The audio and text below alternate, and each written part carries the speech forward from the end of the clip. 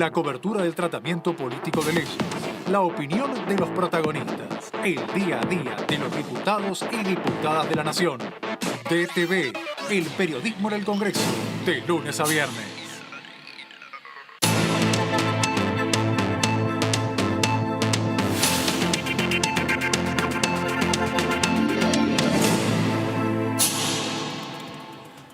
Buenas noches, ¿qué tal? ¿Cómo les va? Bienvenidos. Aquí comenzamos este resumen en Diputados TV. Mucho que ocurrió en el transcurso de la semana y parte de lo que va a ocurrir aquí en la Cámara de Diputados la próxima semana. Mientras tanto, la actualidad legislativa y las principales noticias del día están en Diputados TV, el resumen. Repasamos los principales temas de hoy. Vamos.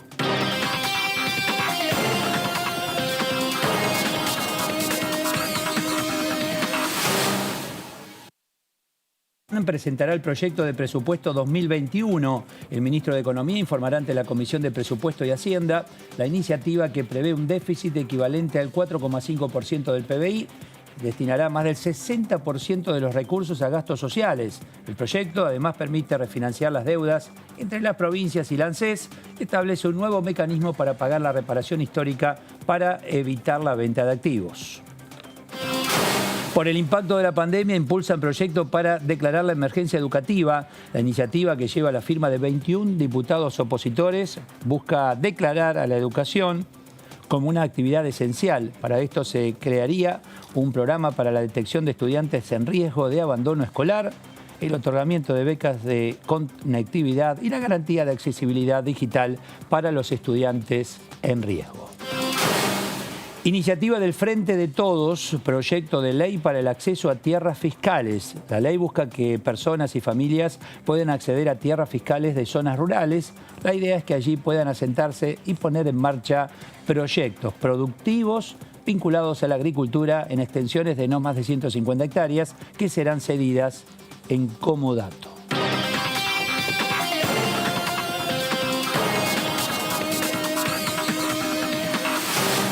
Bueno, muy bien, comenzamos con cada uno de estos temas. El tema presupuesto, próxima semana, distintos puntos a discutir. La verdad que es apasionante en principio. Hola, ¿qué tal, Débora? Buenas, ¿cómo le va? ¿Todo bien? Muy bien, muy bien, muy bien. Vamos a conocer por primera vez el plan económico de Alberto Fernández. Recordemos que el año pasado estuvo sin presupuesto. Este año, perdón, no tuvimos presupuesto, sino que se recondujo el año pasado. Así que va a ser una gran novedad. Sí, va a llevar mucho para trabajar ahí, Va a ¿no? haber muchas negociaciones. Puntos a tener en cuenta, exactamente. Sí. Hola, Fernando. Hola. Muy bien, Eduardo. Y También con expectativas, porque no te olvides que en la primera discusión de presupuesto van a hablar de números.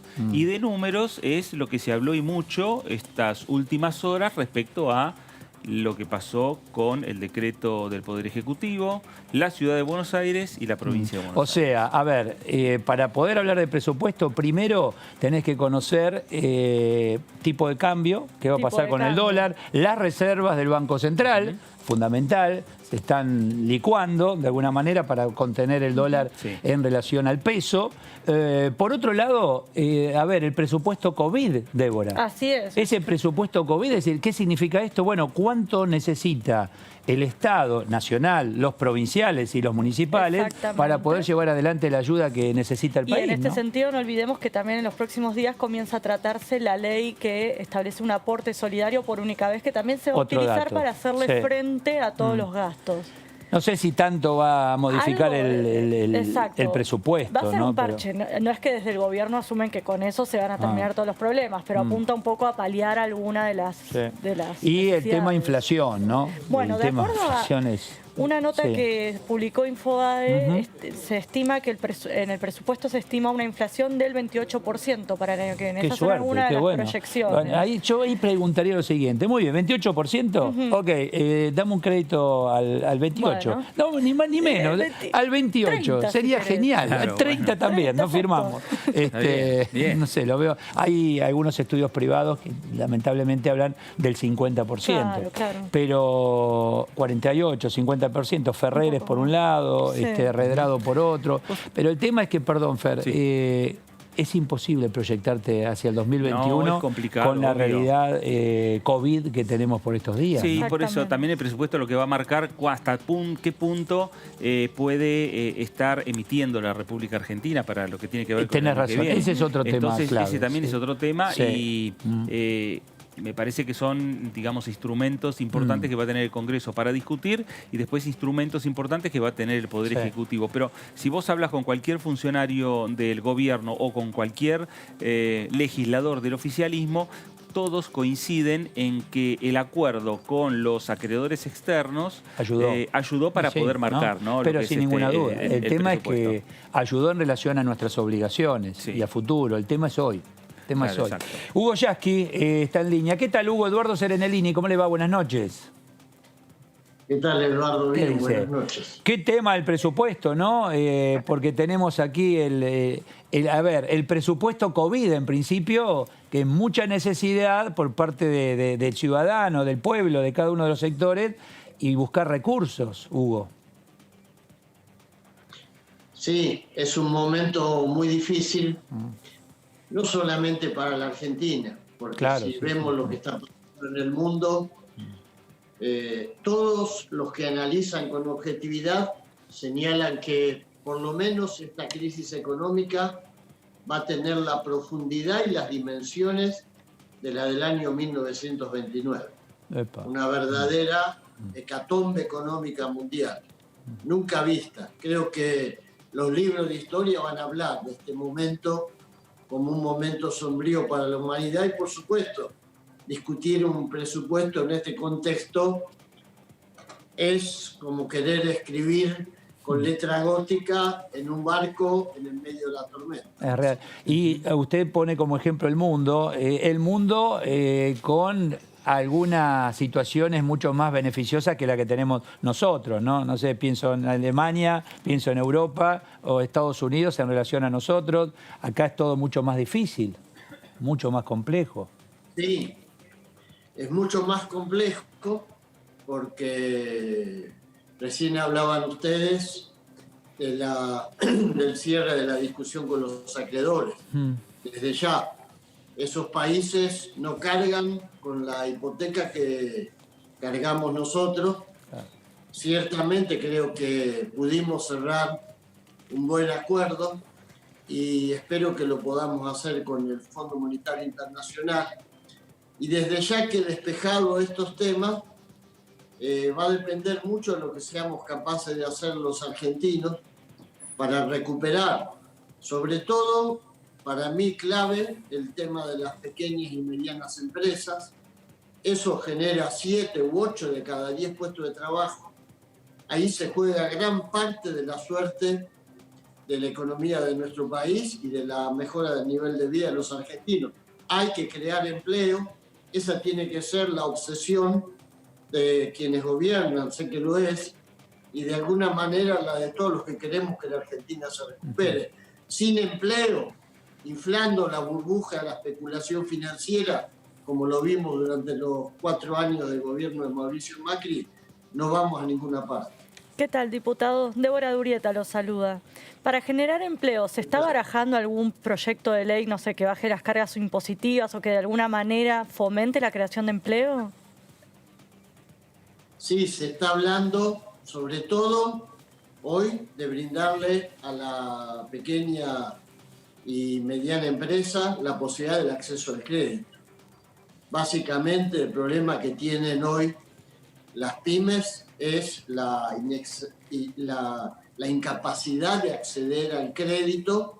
Hemos tenido entre los últimos 4 años más de 19.000 pymes desaparecidas. Ahora hemos sufrido también otra baja importante. Y cuando uno habla con las empresas pyme, con los pequeños empresarios, el tema fundamental es el crédito.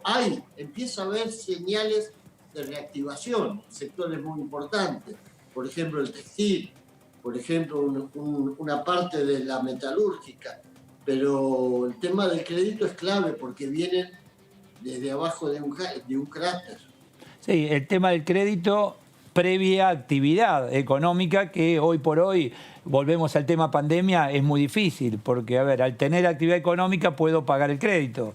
Ahí empieza el círculo virtuoso, ¿no? Sí, hay señales de reactivación. Yo creo que el gobierno hace bien en no querer magnificar estas señales, es muy parco en esa información, pero evidentemente hay sectores que empiezan a recuperar capacidad productiva, empieza a haber sectores que están reclamando empleo, y creo que a eso hay que apuntalarlo con el acceso al crédito, con la posibilidad de que se generen, como ha sido, por ejemplo, la ley que votamos, la ley que permitió una moratoria para las empresas de todo porte en la Argentina, que es clave, porque hay que sacarles el salvavidas de plomo de las deudas que tenían esas empresas con el fisco, y por otro lado, darles crédito. Es la única manera de salir adelante, generar empleo. Claro. Hugo, ¿cómo le va? Fernando Fraquelli saluda. Hugo, ¿cómo muy bien. Hugo, ¿cómo tomó el decreto del presidente Alberto Fernández sobre el tema coparticipación de impuestos en la relación entre la Ciudad de Buenos Aires y la provincia de Buenos Aires? Y si esa discusión o ese enojo de la ciudad o de Horacio Rodríguez Larreta se va a trasladar al Congreso la semana que viene cuando empiece a discutirse el presupuesto. Yo creo que no debería trasladarse al Congreso. Tampoco creo que debería sobreactuarse el enojo y la sorpresa. Hoy veía una nota del diario Clarín del día 9 de enero pasado, en la que se daba cuenta de que ya se le había comunicado al señor Larreta que el gobierno iba a ajustar ese dinero que había recibido en el año 2016, una concesión que había hecho el gobierno, no con la coparticipación, sino con los fondos de la nación, equivalente a 2.3 de la coparticipación. Y el señor Larreta sabía que quizás iba a tener que devolver 2 puntos, y definitivamente esa cifra quedó en algo mucho menor que la que Cava, el gobierno de Cava, suponía iba a ser. De manera que, la verdad, no entiendo por qué se sobreactúa la sorpresa y el enojo cuando era un tema que, independientemente de las circunstancias en que se produjo el alzamiento de la policía bonaerense, estaba en carpeta y se estaba discutiendo. El tema es que en época de vacas gordas es una reacción y en épocas donde hay necesidades tal vez es otra, ¿no? Donde todos tienen necesidades. Pero hay que tener en cuenta que Cava es la jurisdicción del país, la única, que tiene un ingreso per cápita similar al de Bélgica. Mientras tenemos otros lugares del país, y los cordones del Gran Buenos Aires son esos, donde el ingreso per cápita se acerca más al de los países africanos. Entonces hay que tener la capacidad de entender que vamos en el mismo barco. No podemos dejar que los que están sumergidos sigan en esa condición permanentemente. La provincia de Buenos Aires, como bien lo explicaba ayer Alberto Fernández, perdió 8 puntos de coparticipación a mediados de los 80. Si nosotros sumáramos desde ese día que lo perdió hasta hoy, ¿cuánto significa en recursos? La sumatoria total de esa pérdida es una cifra enorme que hubiese cambiado en mucho los graves problemas que hoy tiene la provincia, que es el reservorio, el lugar donde habitan los sectores más castigados por la pobreza, que vienen de todas partes, porque como lo decían bien, la migración interna, producto de la expansión de la soja, producto de una serie de factores que impidieron que esa gente pudiera tener una vida digna en su lugar de nacimiento, se asientan acá, en la provincia de Buenos Aires. Claro, hubo un documento muy duro, ¿no? A partir de la decisión del Poder Ejecutivo, un documento duro de Patricia Bullrich como presidenta del PRO respecto a esta decisión de Alberto Fernández. A mí me hubiese gustado escuchar o ver un documento duro de Patricia Bullrich condenando este deslizamiento hacia la sedición de un sector de la policía bonaerense. Creo que Patricia Bullrich es una de las pocas grandes figuras públicas y políticas de este país, junto con el expresidente Mauricio Macri, que guardaron un estruendoso silencio. Yo he visto, y con beneplácito lo he visto, manifestarse casi todo el arco opositor. Me llama la atención que Patricia Bullrich se reserve la dureza para este tipo de situaciones y mire para el costado cuando se trata de enfrentar casi algo que estuvo al borde de poner en zozobra al conjunto de la sociedad. ¿Y qué opina del silencio de la vicepresidenta, que tampoco emitió ningún comunicado? Forma parte del gobierno. La vicepresidenta habla a través de la voz del presidente de la Nación. Es parte de un gobierno, es la segunda figura de un gobierno que tuvo su expresión pública a través de las palabras del presidente Alberto Fernández. Es una cosa absolutamente distinta. Dadas las circunstancias, Hugo, ¿usted ve una etapa inmediata realmente de diálogo? ¿Realmente de diálogo de las partes? ¿De consenso? Pienso que tendría que haberla, sí. Estoy convencido que tiene que haber diálogo. La situación es muy difícil. La perspectiva que teníamos de lo que podía ser la pandemia, no solamente en la Argentina, en el mundo, se ha transfigurado. Hoy se habla de que el barbijo llegó para quedarse definitivamente y es una situación tan difícil. Vamos en un mar tan encrespado que no intentar establecer el diálogo me parece realmente como sacarle el pecho a un momento muy difícil. Creo que la oposición tiene que hacer un esfuerzo, tiene que entender que habrá otros momentos para disputar y para tratar de sacar ventaja, pero creo que no es el momento. Ojalá tengamos la posibilidad, por ejemplo, a través del diálogo, de que el Congreso retome su actividad. Usted hizo hincapié en el sector de la pequeña y mediana empresa, reactivar la economía, allí aparece la recaudación, necesidad de fondos, etcétera. En el mientras tanto, bueno, vimos lo que pasó con la policía, aparecen los médicos y siempre la educación, que entre paréntesis lo saludo por el Día del Maestro, pero gracias. Aparece la educación, ¿no? Digo, hay que hacer, son 3 pilares que no podemos descuidar y aparentemente se han descuidado. Sí, lamentablemente en Argentina se le soltó la mano a la educación, a la salud, a la ciencia y a la tecnología, y la pandemia nos demostró cuánto hubo de error en esa decisión.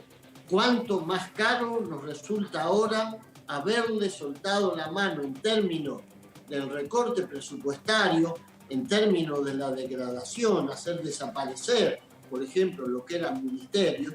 Creo que ha sido un error muy grande, lo estamos sufriendo, lo estamos padeciendo, porque muchos de los desarreglos y de las cuestiones que hubo que improvisar sobre la marcha en el momento de la pandemia se podrían haber evitado si hubiésemos tenido una percepción estratégica de que tiene que haber cosas fuera de discusión. La inversión en salud, en ciencia y tecnología, priorizar esos temas junto con la seguridad tendrían que ser cuestiones que no cambien con los cambios de gobierno. En América Latina, lamentablemente, la pandemia pega más duro porque esa desigualdad y ese desmantelamiento del sector público han hecho todo más difícil. Hugo, algunos datos que se pudieron filtrar del presupuesto que va a presentar el ministro de Economía la semana próxima hablan de desarrollo social, de política sanitaria, de educación como los, digamos, puntos centrales a discutir por ustedes como las partidas más importantes que va a tener el presupuesto. Sí, yo creo que sí, y más allá de que forma parte del mandato que recibió Alberto Fernández, de ese contrato electoral que se suscribió hace apenas 10 meses, forma parte también de las lecciones aprendidas. En este momento es clave, fíjense el papel que están jugando los trabajadores y trabajadoras de salud, los que investigan, los científicos, los que están en la primera línea de combate con esta pandemia. Y evidentemente necesitamos más educación. Por eso la idea de ese aporte solidario extraordinario, uno de los destinos es justamente la posibilidad de que masivamente los chicos tengan acceso a las becas para volver a la escuela secundaria. Y necesitamos la conectividad, y necesitamos el equipamiento para los docentes y para los alumnos, y eso se tiene que reflejar en el presupuesto, no como, digamos, una aspiración, porque algunos dicen, bueno, ¿y por qué la Argentina, que es un país tan pobre, tan desigual, tiene que darse el lujo, entre comillas, dicen algunos, de poner tanto dinero para la educación pública? Y bueno, justamente, para dejar de ser un país tan pobre y tan desigual, hay que invertir en la educación.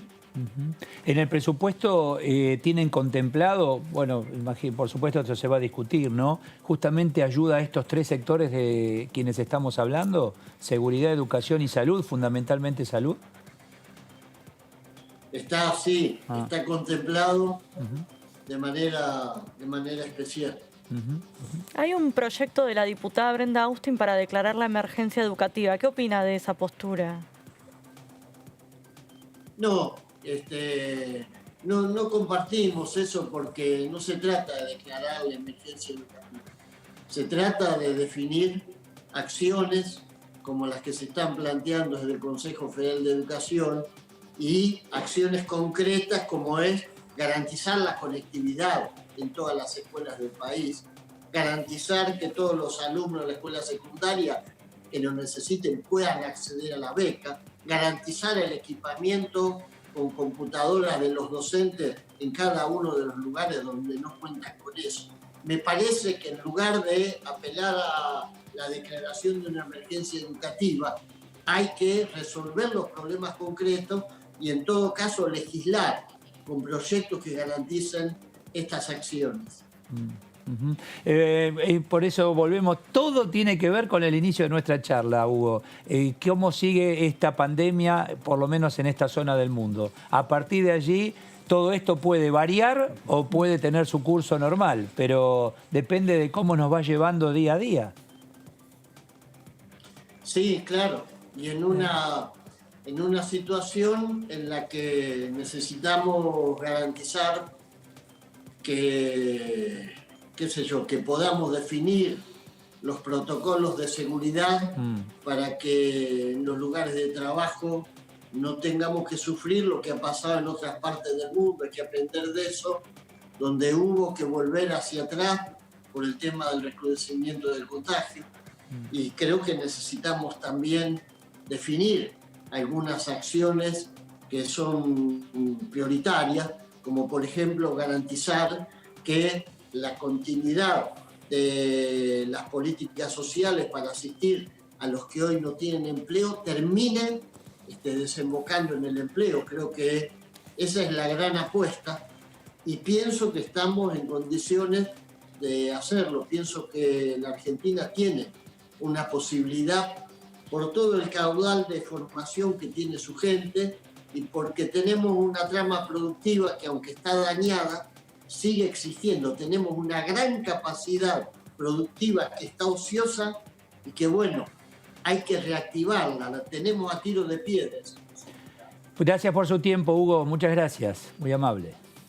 Gracias y si me permiten les mando un saludo, un abrazo a todas las maestras y maestros en su día y un reconocimiento por el esfuerzo que están haciendo cotidianamente, sobre todo en esta etapa tan difícil. Gracias. Gracias, hasta pronto, muchísimas gracias. Es cierto que el mundo está en situaciones, la pandemia es transversal, Claro, pero totalmente. la realidad no es igual para todos. No, seguro. La nuestra es bastante compleja, Sí, sí, demasiado como compleja. planteaba el diputado el tema de la desigualdad acá Sí, en Argentina sí, y en América Latina. Pero está bien, la desigualdad muy bien, Y la pero aún informalidad. aquellos que están en situación mejor, el virus no hay distinción. No, totalmente. Y si tenés la fábrica cerrada, por más grande que sea, el negocio, no generás recursos. Entonces aquel que necesita bueno, si no generás recursos, a eso me refiero. Sí. Pero tienen más espalda, como siempre decís vos, ¿no? Sí, bueno, como los países tienen más, pero Claro, la espalda claro. acá se nos termina, Se nos porque termina. pensá, 6, 7 meses, 8, no sabemos cuánto tiempo más va a durar. claro, ¿Qué por hacemos? eso La yo me gente no, quedé- ¿viste? Ya rompiste el chanchito, Tal cual. ya está, ¿qué haces ahora? Me quedé con lo que el diputado decía, que esta es una crisis similar a la del año 29. Me parece que la del año 29 se Pero sabía... distinta, era más es distinta, previsible. era más previsible. Claro. Aquí no sabemos cuándo termina la Porque crisis sanitaria. La del 29 era previsible por algo terrenal, si Claro. querés. Esto, ¿de dónde viene? No, y acá tenés el ¿Qué factor hacemos? miedo también. Sí, claro, ¿El qué? totalmente. El factor miedo, que como Claro. hablamos siempre de las vacaciones, o vos te vas a ir a un restaurante cuando abran, o ese tipo de cosas que en la crisis del Sí. 29 no existían. Sí, Obvio. sí, Es sí. mucho más Ayer fuerte. Como la terminamos... crisis de las hipotecas del Claro. 2008. Claro, bueno, Tal ves, Son cual. crisis económicas previsible, sí, bueno. que se sientan Sí, los sí. economistas, la Y lo política, acomodan. y se acomoda. Pero Tal hoy se cual. tienen que sentar economistas, funcionarios, Totalmente. legisladores, Infectólogos, todo. a ver el presupuesto. Cuando lleguen al tema, bueno, pero ¿y si esto cambia el mes que viene o fin de año? Si hay fin de año, ¿cómo si hay fin de año? Ayer terminamos el programa diciendo, no va a ser el 31 chin chin y mañana nuevo, va a ser muy difícil. Claro. Las vacaciones, yo honestamente, yo no sé si No, va a haber no. vacaciones, Va a yo te ser diría muy que no. difícil. Está en la costa, están todos ahí pensando. La verdad, no es tanto el problema de quien te quiere recibir, que está con los brazos Claro. abiertos, sino quién va, si Claro, vas o no totalmente. vas. Hoy tenés los locales abiertos en Capital Federal, los gastronómicos, Sí, sí. Y denominador común te dice no viene gente. Tal cual. Es que ¿Por sí. qué? Porque tienes miedo. Porque tienen miedo, exactamente. Ese No es metas el miedo, tema. ok, listo, nos controlamos. ¿Viste? Porque uno también, no digas nada, ahora no decís nada, pero la realidad igual está, Sí, por más claro. que no. ¿eh? Totalmente. Yo por las dudas estoy acomodando el balcón por si, bueno, Santa Terracita, se complica, es un se poquito. La pelopincho. Está bien, está bien. Y sí, no, hay que estar pero preparado. incluso en la actividad, si querés, ejecutiva, legislativa, judicial. Total. Vos podés parar y decir, chao, nos vemos en marzo. No, totalmente no. ¿Se puede? No, claro, Si obvio. acá tenés necesidad de todo el tiempo, porque no hay Sí. fecha calendario tradicional, de decir se terminó Sí, y vemos cuando volvemos de vacaciones. Totalmente Débora. atípico. ¿Eh? Sí, que esto va a ser totalmente atípico. Y nos vamos a meter en un año electoral con una campaña electoral totalmente atípica también. Exactamente, es verdad. Así ¿El es. qué, Fernando? No, que nos vamos a meter en un año electoral y en bueno. una campaña electoral totalmente Que atípica. ya empezó. Espero Bueno, que no ocurra lo que está ocurriendo en Estados Unidos, donde se utiliza la campaña, Biden y Trump, uno y otro, meten, viste, el virus de por Totalmente, sí, sí. medio, Claro, la vacuna de por vacuna. medio. Totalmente. Que se amagaba Para- con suspender las elecciones o no, después que la vacuna va a estar antes o no. Que- Sí, se está jugando mucho con eso. Sí. A ver, elecciones. ¿Vamos a ir al cuarto oscuro? Total, sí, sí, sí. ¿Vas a habilitar las escuelas? ¿Vas a hacer la fila y vamos a estar con Y el las papel boletas, y que las lo boletas. Y las manipulamos boletas. todo el papel? Bueno, está la ¿Cómo campaña hacemos? esta de boleta de única de papel. Sí, pero vas a estar con papel. Claro, tenés que ir con un guante, no, sé cómo bueno, hacer. o sea, Sí, son sí, todos sí, temas totalmente. que falta, pero no falta. Pero no es falta, mañana. Totalmente. Y A ver qué decía. Sí, perdón. No, y que además necesita cierto marco legislativo para Sí. avanzar. es verdad. Exactamente. Obvio. Carmen Polledo decía lo siguiente. Nosotros vamos a tratar de trabajar una posición unificada. De todas maneras, recién estamos empezando a analizar los pros y las contras, ¿no? Por un lado, la realidad es que imponer un nuevo impuesto a aquellos que tienen fortunas muy grandes, para nosotros no nos parece como concepto algo superador, porque nosotros lo que queremos es que esas personas sigan invirtiendo para dar trabajo y no castigarlas con un nuevo impuesto. Paralelamente hay otros que dicen Está bien, los particulares que tienen fortunas importantes podrían colaborar, pero tampoco vemos cómo estamos estudiando el término de la austeridad en el gasto público. Es decir, esto tiene que venir de la mano de un balance, ¿no? Uno le puede pedir al particular un esfuerzo especialísimo por una situación especialísima, pero también tenemos que analizar la contraparte. Tenemos que ser coherentes, Jasmine. Tenemos que ser responsables y coherentes. Así que yo creo que empieza en este momento todo un debate interno nuestro para ver a qué síntesis llegamos en términos de hasta dónde creemos que es justo pedir un esfuerzo adicional a aquellas personas que tienen grandes fortunas en esta situación y defender este tema de, bueno, está bien, ¿qué se va a hacer con ese dinero? ¿A dónde se va a destinar? ¿Cómo vamos a tener la garantía de que podemos tener una trazabilidad de lo que se haga? Son decisiones muy importantes que justamente me estás pescando justo en la antesala del comienzo del debate interno. Bueno, ahí está, buscar unificar. Ustedes se dieron cuenta que en 48 horas ya el tema protocolo prácticamente se va desdibujando, ¿no? Se desdibuja el tema protocolo, se desdibujó la reunión que tuvimos esta semana por sesiones virtuales. Pasaron un montón de cosas esta semana. Bueno, y prepárate que va a ser así. Vos ahora tenés que pensar en... ¿Cuándo viene Guzmán? ¿El martes? El martes. Inmediatamente, porque también lo tenés que tener en cuenta como variable de presupuesto, la fórmula jubilatoria. Claro. Porque es un compromiso que vos asumís a partir del presupuesto 2021. No le podés proponer una fórmula que supere la inflación del próximo año. No, claro. Hay que tener cuidado con ese número del 20 y ¿cuánto? Sí, 28 era, ¿no? Es Sí, tremendo, 28. porque, ¿viste? Para bien o para mal. Para mal del jubilado si vos le fijás una fórmula que esté debajo del 28.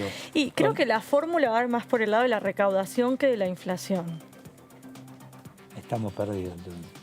Porque al no tener tanta actividad económica, tenés menos recaudación. Claro. Sí, exactamente. ¿No? Hoy hay menos recaudación. Esa es la discusión que se está dando, ¿no? El presupuesto entra la semana que viene, el 15. Vos calculale que vas a tener más o menos 2 o 3 semanas de discusión en lo que es este plenario de comisiones.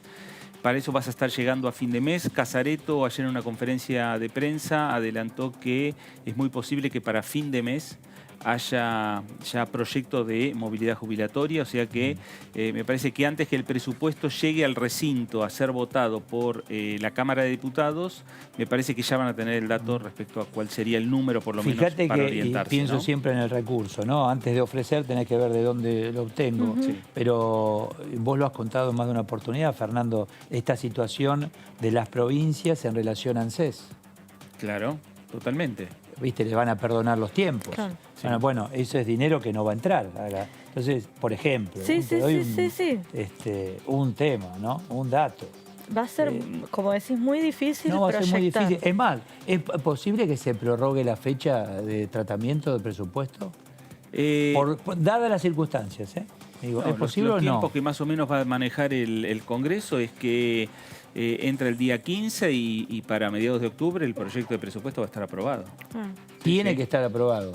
No tiene tiempo, digamos, hasta 30 de noviembre para aprobarlo, pero olvídate de lo que venimos teniendo una fuerte situación. y una gran discusión y amplia discusión en las comisiones, tanto de Senado como de diputados. Me parece que con un mes y medio es un tiempo. Después se puede ampliar también, como pasó este año, que el Congreso amplió el presupuesto. En relación, podés dejar, ampliaremos en relación al presupuesto COVID, por ejemplo. Puede pasar, ¿no? sí, como pasó este año, que se reasignó mucho dinero por todos los gastos que se generaron, que pasó por el Congreso, cuando en general se hace por DNU. Pero bueno, como era tanto dinero, se decidió que pase por la Lindo tema para hablarlo con el diputado Pastori, ¿no? Lo tengo en línea. ¿Qué tal, Pastori? ¿Cómo le va? Buenas noches. ¿Qué tal, Eduardo? ¿Qué dice? A todo el equipo, muy buenas noches. Bueno, acá tratando de entender las variables, si bien viene el ministro de Economía la próxima semana acá a visitarlos, pero variables tipo de cambio, inflación, presupuesto COVID, muchas variables que difícil afirmar y confirmar un presupuesto 2021, Luis. Sí, bueno, por fin después de 9 meses de gobierno vamos a empezar a conocer algunos datos, ¿no? Algunas variables macro, que son las que se toman, fundamentalmente la que mencionaba Eduardo, tipo de cambio, nivel de inflación, Producto Bruto Interno, el crecimiento de la economía, bueno, que son todos datos que sirven para poder calcular los números del presupuesto y que hasta ahora, atento a la prórroga que teníamos del presupuesto 2019, como bien lo estaban comentando ustedes, la verdad que hasta aquí no sabíamos cuáles eran los números que manejaba el gobierno. Lo vamos a empezar a develar a partir de esta semana. Pero con el factor COVID que te lleva todos los parámetros a donde el virus quiera, lamentablemente. No hay forma de definir. Sí, con un factor, claro, con un factor COVID que claramente tiene su incidencia y la va a tener en el presupuesto del próximo año, sin ninguna duda, ¿no? Esto está claro. Los efectos del COVID no se van a terminar en el 2020. Creo que van a persistir por algún tiempo más, no sé si más de un año incluso, seguramente, ¿no? Pero bueno, esto no significa, no es óbice para que la nación no tenga presupuesto. Este año lo podría haber tenido tranquilamente, claramente. Fue una decisión política de no presentarlo, manejarse así como lo están haciendo y recién presentarlo para el próximo año. Así que bueno, en buena hora y estamos expectantes para ver el día martes, cuando se presente, comenzar a analizarlo, ¿no? Detenidamente, como corresponde. ¿Qué tal, diputado? Débora Durieta lo saluda. Sí, ¿qué tal, Débora? ¿Cómo va? Más allá de que ustedes van a proponer que el debate aquí en el Congreso sea de forma presencial, ¿propondrán que vayan expositores o cómo será la dinámica para debatir el proyecto, sobre todo en este contexto tan atípico que está atravesado por la pandemia? Sí, lo importante es escuchar a las autoridades del Poder Ejecutivo Nacional que tienen directa incidencia en la formulación presupuestaria. Hablo del equipo económico, del equipo de Hacienda, el ministro Guzmán, los secretarios de Hacienda, secretario de Presupuesto. Y bueno, y seguramente siempre es importante escuchar, por ejemplo, gente vinculada a la obra pública, bueno, todo lo que tenga que ver con los gastos sustanciales que prevé un presupuesto y el área de recursos, cómo se piensan cubrir los ingresos necesarios para financiar el gasto público. Creo que en esa línea va a ser importante escuchar a los funcionarios del Poder Ejecutivo, ¿no? Lo que uno escucha últimamente y dadas las circunstancias es prórroga, moratoria en cuanto a los compromisos impositivos. Bueno, vamos viendo de darte crédito, tasa cero, etcétera, pero no demasiado en cuanto a la actividad. Y la forma acá el sector privado, generando actividad, vamos a obtener recursos para poder tributar impuestos y ayudar a quien lo necesite. El camino me parece que lo estamos llevando al revés, Luis. Tal vez por necesidad, sí, pero no. Lo primero que quiero reiterar, Eduardo, no existe absolutamente ningún motivo para que este año no hayamos contado con presupuesto. Pero bueno, esto ya, llorar sobre la leche derramada, ya es tarde. Por lo menos queremos ver de aquí en más a ver qué expectativas hay, qué programa hay para lo que se llama genéricamente la pospandemia.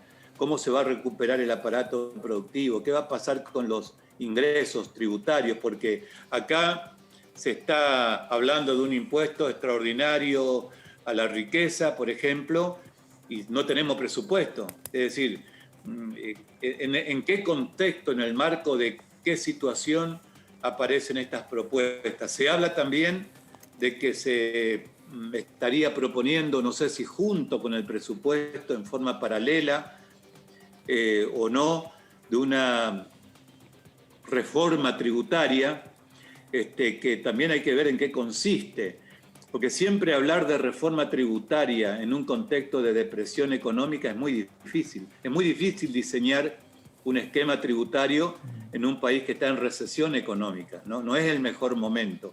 Pero bueno, son muchas las incertidumbres, muchas las expectativas, y hasta ahora pocas las respuestas, así que esperemos que con la presentación del proyecto de presupuesto se comience a saldar esto. Luis, ¿cómo le va? Fernando Fraquelli saluda. Hola, Fernando, buenas noches. Buenas noches. Luis, hay 3 proyectos económicos, ¿no?, que van a tener que discutir. Los 2 que usted señalaba, el tema del aporte a la riqueza, el tema del presupuesto, y está también el fondo de sustentabilidad para las provincias. ¿Los tres van a trabajarse casi de manera conjunta por parte de ustedes, los integrantes de la comisión? Daría la impresión que sí, porque el día martes a las 15 horas la Comisión de Presupuesto convocó a sesión de comisión para tratar 2 de esos 3 temas, que son justamente el proyecto de ley sobre el FGS y el proyecto de ley sobre el impuesto extraordinario, ¿no? Así que el mismo día va a estar entrando el presupuesto, así que es muy probable que los 3 proyectos se vayan tratando en forma simultánea, muy probable, sí. ¿Qué lectura hace de lo que ocurrió Capital Federal, Provincia de Buenos Aires, Provincia Capital con el gobierno de por medio? Ese punto en relación a la coparticipación. Bueno, es un compendio de lo que no se debe hacer en materia de política fiscal, ¿no? Uno no puede, a mitad de camino, en el mes de septiembre, en el medio de la ejecución de un presupuesto, cambiar las reglas de juego de un Estado como el de Cava, que tiene su propio presupuesto en base a las previsiones de recaudación y gastos, en base a los índices de coparticipación que tiene. No le pueden, después de 8 meses de estar ejecutando un presupuesto, decir, bueno, a partir de ahora te saco un punto de coparticipación, que es mucho dinero, con lo cual obliga a un replanteo total de un presupuesto que está en ejecución. Además, en medio, como decía anoche Rodríguez Larreta, muy acertadamente, además, por si fuera poco, todo esto en medio de una pandemia, ¿no? Y además en forma inconsulta, en forma unilateral, invocando el diálogo, lo menos parecido a un diálogo, invocando federalismo, lo menos parecido a un federalismo, porque fue una decisión unilateral, inconsulta. Así que esto es todo un ejemplo de lo que no se debe hacer en materia de fiscal. Por eso cuando hablamos de que la Argentina es un país que no ofrece seguridad jurídica para nadie que quiere invertir su dinero en el país, bueno, esto es un ejemplo de eso, ¿no? En un país serio, estas cosas no ocurren. Y en todo caso, se discute y se llegan a acuerdos y consensos, pero no se anuncia por una conferencia de prensa avisándole al directamente perjudicado 2 minutos antes. Hablando de seguridad jurídica, ¿existe la posibilidad de que cuando se trate este aporte solidario por única vez se deje por escrito que de verdad sea por única vez y que no suceda como otros impuestos, como impuesto al cheque, que llegaron para quedarse? Sí, el impuesto al cheque, el impuesto a los bienes personales, el impuesto a las ganancias, originalmente era por 5 años, en el año 1934. Todo eran extraordinarios, ¿no?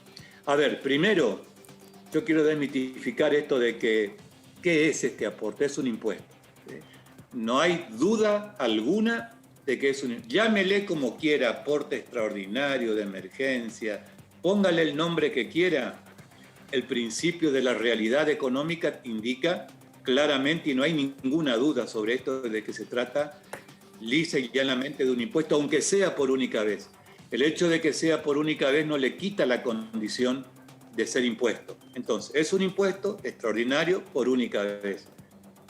En el proyecto está establecido que es por única vez, solamente por este año, pero usted sabe que una ley después se corrige con otra ley que dice, bueno, se prorroga por X tiempo más, y cuando está por vencer se prorroga por lo que pasa con ganancias, lo que pasa con bienes personales, lo que pasa con el impuesto al cheque, el impuesto país que grava la compra de moneda extranjera, es por 5 años, ¿no? Veremos dentro de 5 años si no es un impuesto que también haya venido para quedarse. Lamentablemente en la Argentina, cada vez que leemos por única vez, ya estamos pensando, bueno, este es un impuesto más que se agrega.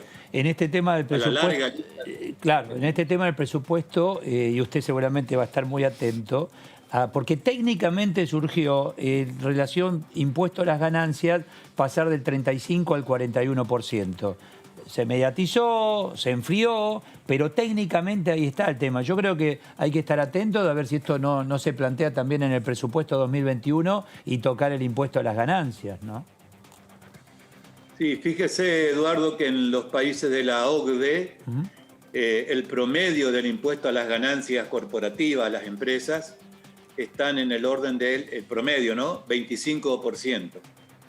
Nosotros trajimos del 35 al 30, este año tenía que venir al 25, cosa que se suspendió por la ley de emergencia, y ahora se habla de llevarlo al 41, se habló, digamos, ¿no? Ojalá que esto haya sido solamente un intento que haya quedado ahí, porque sería realmente muy, muy desastroso. Porque tiene que ver con empresas, tiene que ver también con responsables inscriptos, bueno, tiene que ver con empleados, que pagar la ganancia de un sueldo, ¿no? O sea, no es ganancia. Bueno, toda esta discusión eterna que tal vez en esa modificación tributaria, esto hay que estar muy atentos a ver qué se pretende hacer en principio. Así es, así es. Bueno, por eso se está hablando de una reforma tributaria. Espero que no nos encontremos con una sorpresa de este tipo, ¿no? Así que bueno, por eso digo, tenemos hoy por hoy muchas más certezas muchas más dudas que certezas. Claro. Ahora, esperemos que a partir de la semana que se inicia la comencemos a develar. Claro. Luis, si va a ser un nuevo impuesto, ¿no? Heller y el resto de la bancada de Frente de Todos dice que no es un nuevo impuesto, que es un aporte solidario y que no es un nuevo impuesto. Pero si, como usted está señalando, va a ser un nuevo impuesto. Si uno tiene que pagar, ya paga bienes personales, ¿estaría pagando 2 veces el mismo impuesto si es alcanzado? Bueno, no es el caso mío particular, pero al que lo alcance, ¿pagaría 2 veces y en ese caso podría recurrir a la justicia? A ver, la múltiple imposición, como se la llama en materia tributaria, es cuando el mismo bien, digamos, está gravado por 2 o más impuestos que gravan la misma cosa. En este caso, la propiedad, por ejemplo, de un inmueble o de varias propiedades, entre ellas, por ejemplo, inmuebles. El inmueble paga el impuesto inmobiliario en los municipios o en la ciudad autónoma bienes personales de Buenos Aires, en las provincias, paga bienes personales, que el año pasado se incrementó muy fuertemente las alícuotas de bienes personales y ahora estaría pagando este nuevo impuesto. La Constitución no habla de la inconstitucionalidad, no tacha de inconstitucional la múltiple imposición. Ahora bien, la múltiple imposición puede devenir inconstitucional cuando se torna confiscatoria.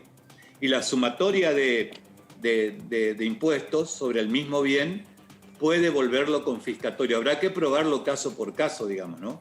Pero puede llegar a ser confiscatorio, especialmente en los patrimonios más altos, donde las alícuotas son muy elevadas, donde se puede aducir que esa propiedad no está produciendo una renta equivalente a la tasa del impuesto, o sea que me está absorbiendo no solamente las ganancias que puedo obtener de ese bien, sino que me está absorbiendo mi propio capital, me estoy descapitalizando, y eso sí sería inconstitucional. Qué importante en relación a todo lo que estamos hablando y en definitiva al destino de la economía argentina en estos tiempos, ¿cuál es la metodología y hasta la ideología, si quiere, en relación a lo que se pretende de la economía? No es lo mismo incentivar al campo para que pueda exportar y que ingresen divisas o cualquier sector exportador que decir le pongo impuestos, retenciones, etcétera, porque necesito ayudar al que menos tiene. Es lo mismo pero distinto. Le doy un dato ya que habló del campo. El impuesto sobre los bienes personales que afecta a las personas humanas. También las tierras y máquinas parece, ¿no? No incluye los inmuebles rurales. No los incluye. El impuesto a los bienes personales. Pero este impuesto, si prosperara, sí los incluye, con lo cual el sector productivo agropecuario, el campo, por darle un nombre genérico, el campo, va a ser uno de los principales afectados. Es una nueva vuelta de tuerca sobre el campo al incluir ahora los inmuebles rurales que están exentos en bienes personales. O sea que un productor pequeño, inmediatamente, de donde junta un par de hectáreas de campo, alguna máquina cosechadora, etcétera, enseguida llega a ese número. Y mire, con no muchas hectáreas, enseguida va a llegar, porque a ver si a eso le agrega maquinarias agrícolas, le agrega las plantaciones que pueda tener, etcétera, suma todo. Y es muy factible que llegue a ese número, pero ese productor, que supongamos llegue a los 200 millones de patrimonio, donde tampoco se puede deducir la deuda, porque si yo tengo un campo con deuda, por ejemplo, hipotecaria, claro, tampoco voy a poder deducir la deuda, sino que es sobre el bruto sin deducciones. Bueno, ¿cómo hago para juntar el que menos va a pagar? Entra pagando 4 millones de pesos de impuestos, el que menos paga. ¿Por qué? 200 millones sobre el 2% son 4 millones de pesos. De ahí para arriba, ¿dónde tengo que juntar los 4 millones de pesos? Tengo que salir a vender algo, claro, para poder tener ese dinero. Está clarito. O sea que, es discutible, es bien discutible. Pastori, gracias, buenas noches. Muy amable, como siempre. No, gracias a ustedes, como siempre, muy amables también. Gracias, muchísimas gracias. Viste que acá hay, algunos te dicen que no, de ninguna manera, es sobre las personas, claro, de lo que nos han dicho. Pero si vos tenés una chacra, un campo y tenés todo tu nombre, pesa, ahí, claro. Bueno, pero mirá el ejemplo que da recién Pastori. Vos lo tenés hipotecado y estás pagando. No es tuyo totalmente. No, claro. Bueno, pero está su nombre. Sí, tal cual. Pagá. ¿Y qué hago entonces? ¿Y vendé alguna máquina para poder pagar? A ver, entonces serían más de 12.000 personas. Y, no sé, para mí es mucho más de 12.000. No solo para mí, por lo que plantea, no solo Pastori, Confederaciones Rurales Argentinas lo plantearon la semana pasada, pero vos tenés parte de Frente de Todos que te dice no, de ninguna manera, lo hemos hablado. Sí, creo sí, acá, ¿no? sí, que ellos decían que no porque era persona física. Claro, pero bueno, eso lo van a tener que discutir. Y lo van a tener que discutir, ¿sabes dónde? En la comisión. Y ahí en la comisión van a tener que invitar a las distintas... a los distintos sectores rurales para que con Karen habló Bormioli, detalle de esto que estamos charlando, y esto decía.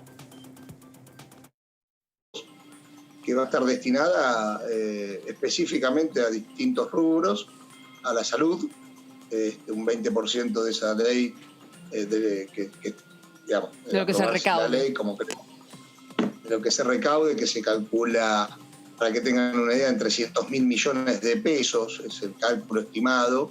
Sí. De esa plata, entre 300.000 y 400.000 millones de pesos. De esa plata recaudada, la ley es clara a dónde va a ir, para que no haya confusiones, para que nadie diga va al Tesoro General. Va un 20% a salud, en el marco de la pandemia y todo lo que significa a futuro. Un 20% de educación al plan Progresar para fortalecer el estudio y la educación en la Argentina. Después va un 20% para subsidios y créditos a nuestras micro, pequeñas y medianas empresas, es decir, para la producción. Otro 15% va al RENAVAP, Registro Nacional de Barrios Populares. Les recordarán ustedes que fue una ley creada por el anterior gobierno, el macrismo, que nunca tuvo la financiación. O sea, lo que hace este proyecto de ley es financiar o darle financiamiento al RENAVAP, que es una ley creada por el macrismo. Y el 25% restante va a inversiones de exploración y producción de gas para la República Argentina. Así que me parece que es variado, ¿no? El sector energético, la educación, la salud, la producción, el trabajo, y la vivienda, el acceso a la vivienda, o el acceso a poder vivir a una vivienda más digna, ¿no? Toma, decir, no, bueno, son 12.000 los supermillonarios de la Argentina, hacen el aporte, esto se entiende. Es decir, de hecho hay muchos que están de acuerdo, punto. Ahora, si es como nos contaba recién el diputado, la cosa cambia totalmente. Sí, ya no sería el impuesto a los ricos más ricos, no, aquellos que tienen patrimonio productivo, etcétera, ¿no? Lo tengo en línea Rubén Mansi. ¿Qué tal, Rubén? Eduardo Serenelini, buenas noches. Dale, Eduardo. ¿Qué tal? Buenas noches, ¿cómo están? Bien, muy bien, muy bien. Ahora sí podemos hablar tranquilos. Ahí nos vemos, nos escuchamos muy bien. Sí, dos intentos frustran, la tercera bueno, vencida. Eso, ahí vamos por la vencida. Estamos con el tema presupuesto. Va a ser bien discutido para aplicar ingeniería económica, porque dadas las circunstancias hay imponderables que están lamentablemente cuestionando distintos puntos, ¿no?, de lo que puede ser el presupuesto, Rubén. Sí, bueno, yo en realidad no pertenezco a la Comisión de Presupuesto todavía. No he entrado en el tema porque todavía no tenemos el material para estudiarlo, pero evidentemente va a ser un tema conflictivo porque uno está viendo que en la Argentina ya ha comenzado una fuerte puja por los recursos, los escasos recursos. Los escasos recursos. La decisión del presidente de la Nación de avanzar sobre los recursos de la Ciudad de Buenos Aires es un ejemplo. Y bueno, me parece que acá el único camino lógico y racional sería en serio buscar un acuerdo de partes en todo sentido, porque el presupuesto va a ser conflictivo, y va a ser conflictivo porque vamos a entrar en una carencia importante de recursos para muchos rubros, y cada sector obviamente va a pujar por mantener su situación o por mejorarla, aquellos que hayan caído o que hayan sentido un impacto mayor en sus ingresos, ¿no? Es que en realidad los extremos se separan. Por un lado tenemos menos actividad y va a llevar mucho tiempo remontar esa actividad económica, y por otro necesidades. Entonces ahí ese vacío, y yo sumaría otra variable, no tenemos quien nos preste dinero y otra más, y tampoco se puede seguir emitiendo. Entonces es complejo, ¿no? Aparte, de alguna manera, tarde o temprano, por la sobreemisión que ha habido, vamos a tener mayor impacto en la inflación, ¿no? O sea, eso nos tenemos que preparar también para eso. ¿Qué tal? Que la inflación es un poco una manera solapada de que todos paguemos el déficit del Estado Nacional también, ¿no? ¿Qué tal, diputado? Débora Durieta lo saluda. En este contexto, ¿qué tal, Débora? Buenas tardes. En este contexto de escasos recursos, ¿cuál es la postura de la coalición cívica en torno al impuesto a las grandes fortunas? Bueno, algo alcancé a escuchar de lo que el diputado acaba de decir. Yo creo que es un impuesto que va a traer conflicto con muchas personas. Realmente me parece que el gobierno ha tomado un camino muy difícil, porque el gobierno evidentemente decide tomar un camino de sostener y aumentar subsidios, que en una primera lectura de la coyuntura uno dice, bueno, es lo único que puede hacer. Pero el sostener y aumentar subsidios requiere que aumenta de alguna manera la voracidad recaudatoria. Y la voracidad recaudatoria lo que termina haciendo es generando mayor evasión y generando situaciones de no crecimiento del sector privado. Cuando el sector privado deja de crecer o decrece o se viene abajo, como está pasando en muchos casos, la gente pierde el empleo. Entonces hay más gente que tiene que ser subsidiada. Entramos en un círculo no virtuoso, en un círculo vicioso, en donde va a ser muy difícil salir. Yo el ejemplo concreto y chico, porque de alguna manera lo vivencié con al pertenecer a la Comisión de Turismo, es la propuesta que teníamos Juntos por el Cambio y la propuesta que tenía el oficialismo. El oficialismo, básicamente en diputados, proponía subsidiar el consumo o mejorar a través de alguna manera el subsidio, aumentar el consumo de turismo. Nosotros lo que decíamos era descomprimir tributariamente a las empresas de turismo no solamente a las empresas, también a las personas físicas involucradas en la actividad turística. Son dos visiones distintas. Para nosotros claramente hay que pasar la verdadera redistribución y la verdadera reorganización económica de la sociedad. Uno de los grandes canales que tiene es la revisión del sistema tributario argentino. Nosotros no podemos seguir con un sistema tributario en donde los pobres pagan una enormidad a través del IVA y donde las personas de clase media, que son las personas que hipotéticamente podrían reinvertir en empresas o generar sus propias pequeñas empresas y a su vez estas empresas dar trabajo a 5, 10, 20 personas, esas personas están agobiadas por el impuesto a las ganancias y están agobiadas por los costos laborales. Entonces así nunca se va a crear, nunca toda esa franja de la tradicional clase media argentina nunca va a poder generar nuevas fuentes de trabajo para paliar lo que o sea que usted está clarísimo, muy claro lo que plantea Rubén, porque no solo en el turismo, esto se está planteando en todos los sectores productivos, no solo en el turismo. Lo puse como ejemplo. Puse el turismo porque, bueno, ahí se veía claramente. O sea, sin fomentar a quien produce, sin fomentar a aquel que genera recursos para ayudar a aquellos que cada vez son más, necesitan justamente del acompañamiento económico. Ahora, ¿es vuelo corto este camino, Rubén? El camino que tomó el gobierno es vuelo corto y sobre todo es vuelo corto si vamos a maltratar al único sector que trae dólares a la Argentina, que es el sector, hay que decirlo claramente, el sector productivo de la Pampa, de la llanura argentina. Nosotros no podemos seguir maltratando así al único sector que en este momento tiene en el corto plazo posibilidades de hacer ingresar dólares a la Argentina.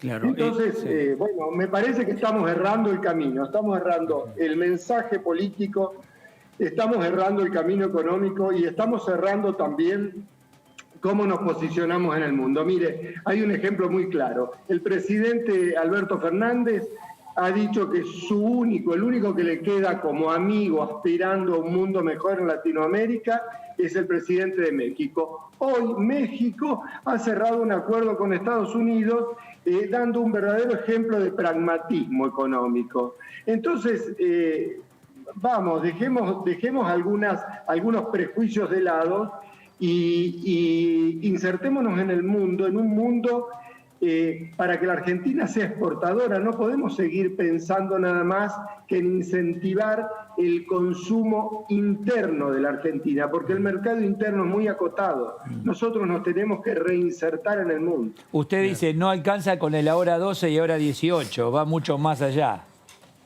Por supuesto, y no alcanza con el IFE, porque está bien el IFE, no estoy en contra del IFE, pero no alcanza con el IFE, porque la gente tampoco puede vivir con el IFE. Claro. Rubén, ¿cómo le va? Fernando Fraquelli saluda.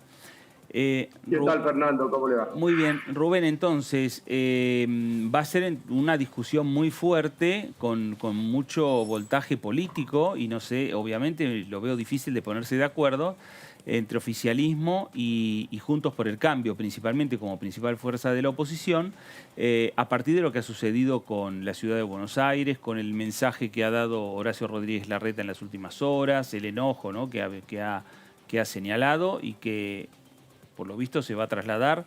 Algunos dicen que no, pero me parece como que se va a trasladar toda esa discusión fuera del Congreso a la Comisión de Presupuesto. Yo creo que no va a pasar sin impactar. Yo honestamente creo que va a impactar, más allá que se trate de separar un poco el contenido político. Pero acá hay una discusión de fondo que es económica, ¿no?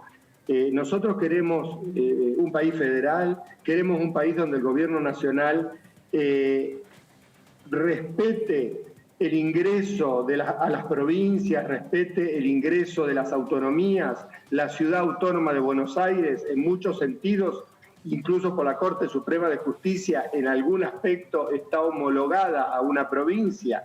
¿Queremos el respeto federal realmente o queremos un gobierno central como tuvimos en los 12 años de kirchnerismo, donde hubo una gran concentración del recurso para ser después redistribuido en forma discrecional?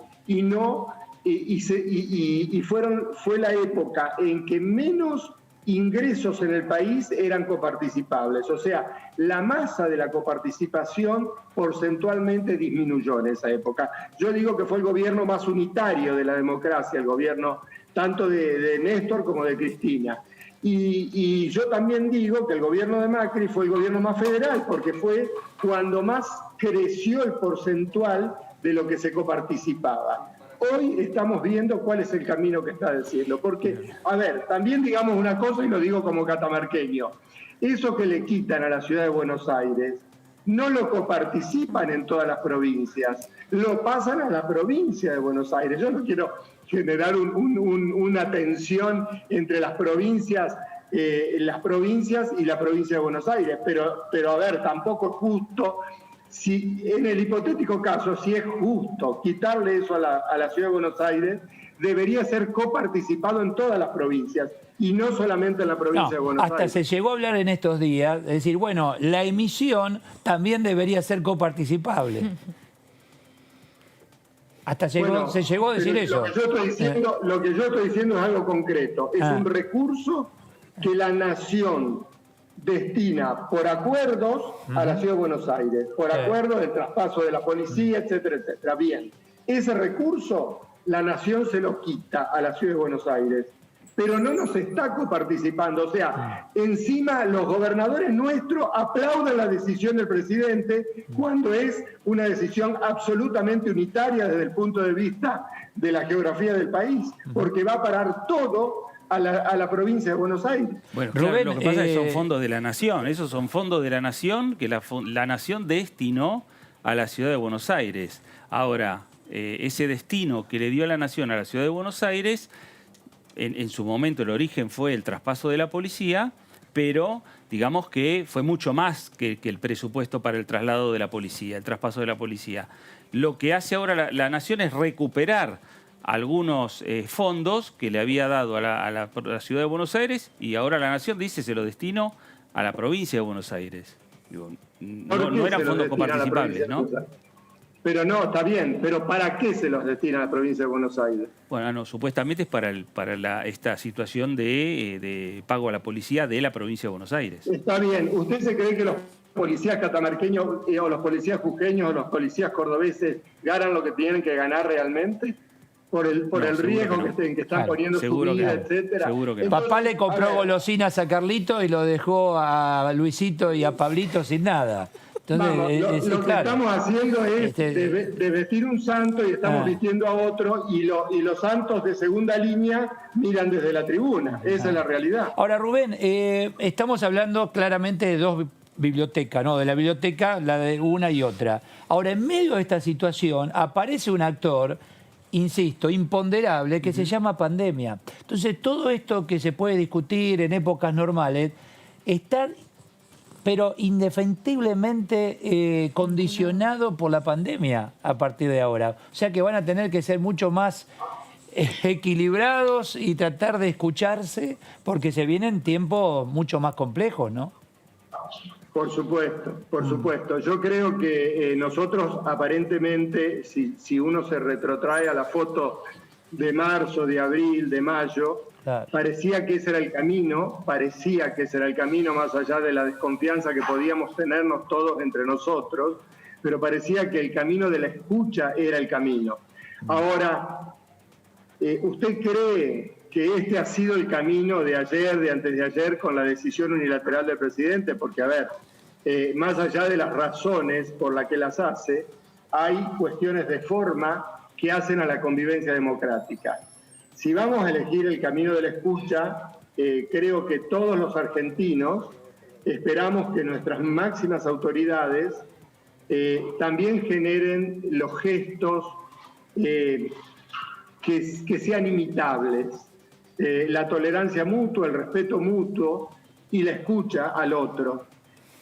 Por supuesto que en diputados esto también se ha vivido. Nosotros hemos pasado de una convivencia bastante armónica a una tensión muy grande, que creo que su pico máximo de tensión fue en la sesión donde nosotros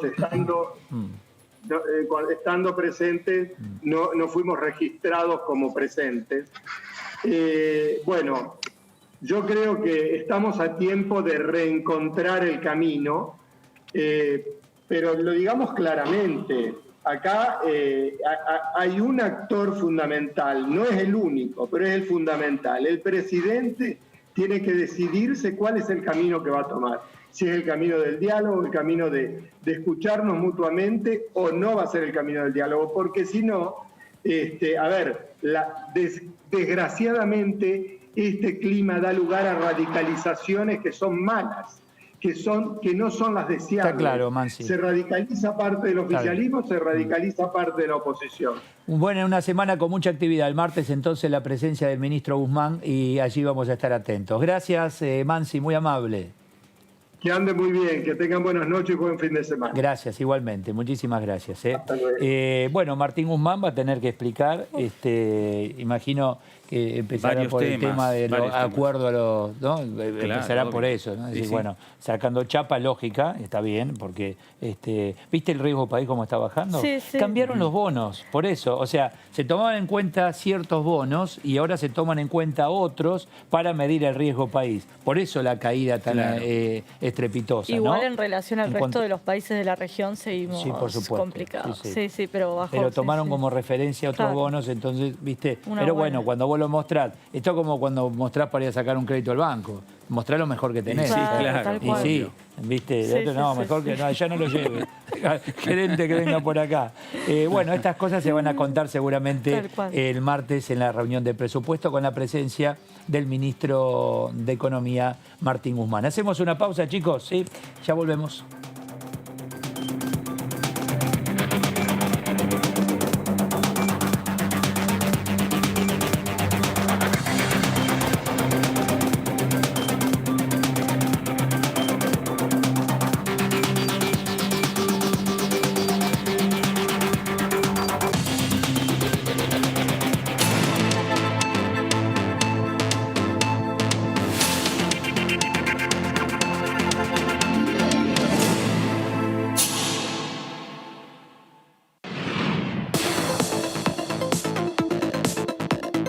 La voz de los diputados. La voz de las diputadas. La voz de la oposición. La voz de los que quieren cambiar la realidad. La voz de los que quieren una Argentina mejor. Tu voz en el Congreso. DTV, el periodismo en el Congreso, de lunes a viernes. Proyectar. Ampliar. Reformar. Disfrutar. Habitar.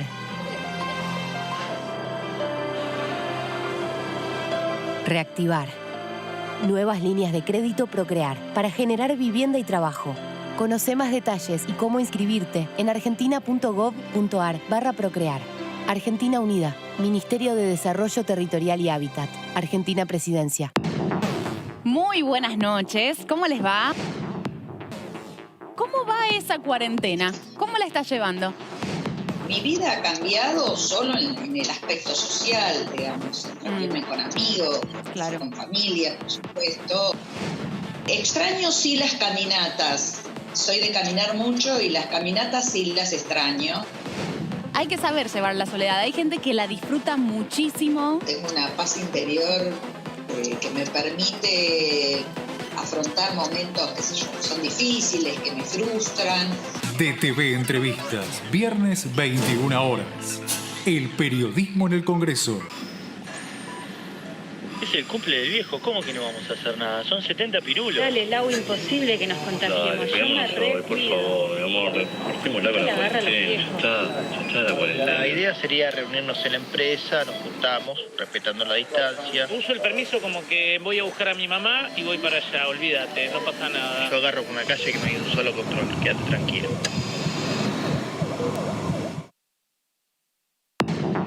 Todo lo que pasó esta semana aquí en DTV. El impuesto a las grandes riquezas.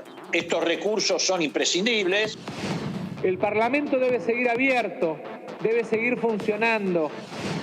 Incluso hemos denunciado, yo saqué un comunicado hace dos o 3 semanas atrás sobre el tema justamente de esta suerte de chantaje de Juntos por el Cambio, tratando de presionar para que no se sesione. DTV, el periodismo en el Congreso. En el norte y en el sur, en el este y en el oeste, para ayudarnos, para acercarnos. Porque nadie se salva solo. Porque somos un pueblo solidario y sabemos que, unidos, trabajando codo a codo, vamos a salir adelante. Para cuidar lo más importante, para cuidar la vida. Para llegar a todos y a todas, el ingreso familiar de emergencia llegó a casi 9 millones de personas. ANSES, seguí cuidándote. Argentina Unida. Argentina Presidencia. Bienvenidas y bienvenidos a Punto Género. El proyecto de ley del aborto yo creo que hay que mandarlo. Este año. Yo creo que hay que mandarlo. Discutámoslo de nuevo, nunca es el momento. De las leyes que provocan disrupciones en las sociedades, nunca es el momento. Porque siempre hay algo. Los abortos ilegales producen más tensión y cuando llegan al hospital que si nosotras podemos hacer los abortos acompañados, entendiendo que esa mujer, si llegó a esa decisión, no va a volver atrás. Punto Género.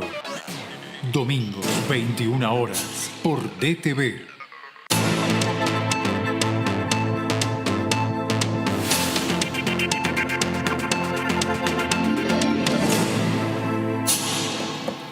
Bueno, presten mucha atención porque vamos a entrar en un tema interesante porque hay una necesidad desde hace mucho tiempo en la República Argentina que tiene que ver con la necesidad y la carencia en realidad habitacional para muchos argentinos. Entonces se está trabajando en la ley de tierras fiscales, la marcha al campo, donde no solo es vivienda, sino trabajar la tierra, ¿no? Claro.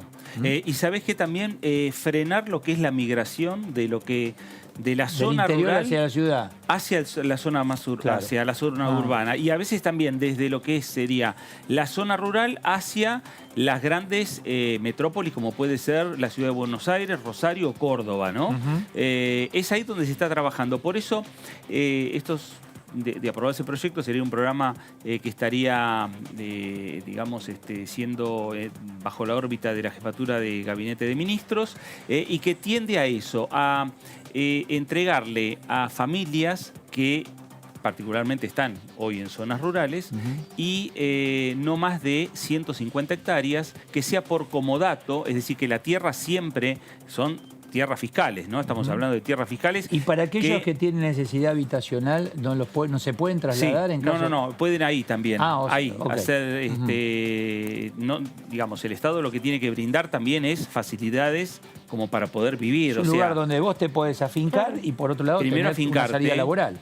Tener salida laboral, claro. Que haya escuelas, que haya centros de salud, que haya... poblar, digamos, poblando, claro, vivir dignamente, que vos no necesites salir de la zona rural y además trabajar ese campo. Sí, entiendo. Decimos, un campo de aproximadamente 150 hectáreas que va a ser en comodato, que la tierra va a continuar siendo del Estado. ¿Por qué? Porque no quieren que ocurra lo que ocurrió en otras ideas, en otros proyectos, donde se le entregaba la tierra y después ese propietario yo le digo 150 hectáreas. Exactamente. Sí. ¿Sabés cuánto? Claro. El proyecto es de la diputada, es de Frente de Todos, la diputada María Rosa Martínez y varios diputados más que acompañan este proyecto. Habla de 12 millones de hectáreas fiscales en zonas rurales en toda la República Argentina. 12 millones de hectáreas. ¿Y no están fiscales. trabajadas esas? No están trabajadas. Walter Correa, Frente de Todos, ¿no? ¿Quién es? ¿Quién está? Ah, Claudia Bernaza. Bueno, Claudia, Eduardo Serenellini, ¿qué tal? Buenas noches. ¿Qué tal? Buenas noches. ¿Qué tal? ¿Cómo están? Bien, muy bien, muy bien. Bueno, en principio es seductor este proyecto, ¿no? Es decir, bueno, tierras fiscales, se las das a trabajar y ahí tenés una fuente de ingreso y de crecimiento para estos argentinos, Claudia. Sí, por supuesto. Este es un proyecto con historia. Es una larga historia del pueblo argentino intentando tener una distribución más justa de su territorio. Este es un proyecto que se encuentra en el camino de lo que fue en su momento el grito de Alcorta, aquel gran pedido de los arrendatarios, de los pequeños arrendatarios que no lograban que las cosechas récord de la primera mitad del siglo XX llegaran mínimamente a sus bolsillos, que permitieran que les cubrieran sus necesidades básicas. De allí nace la Federación Agraria Argentina.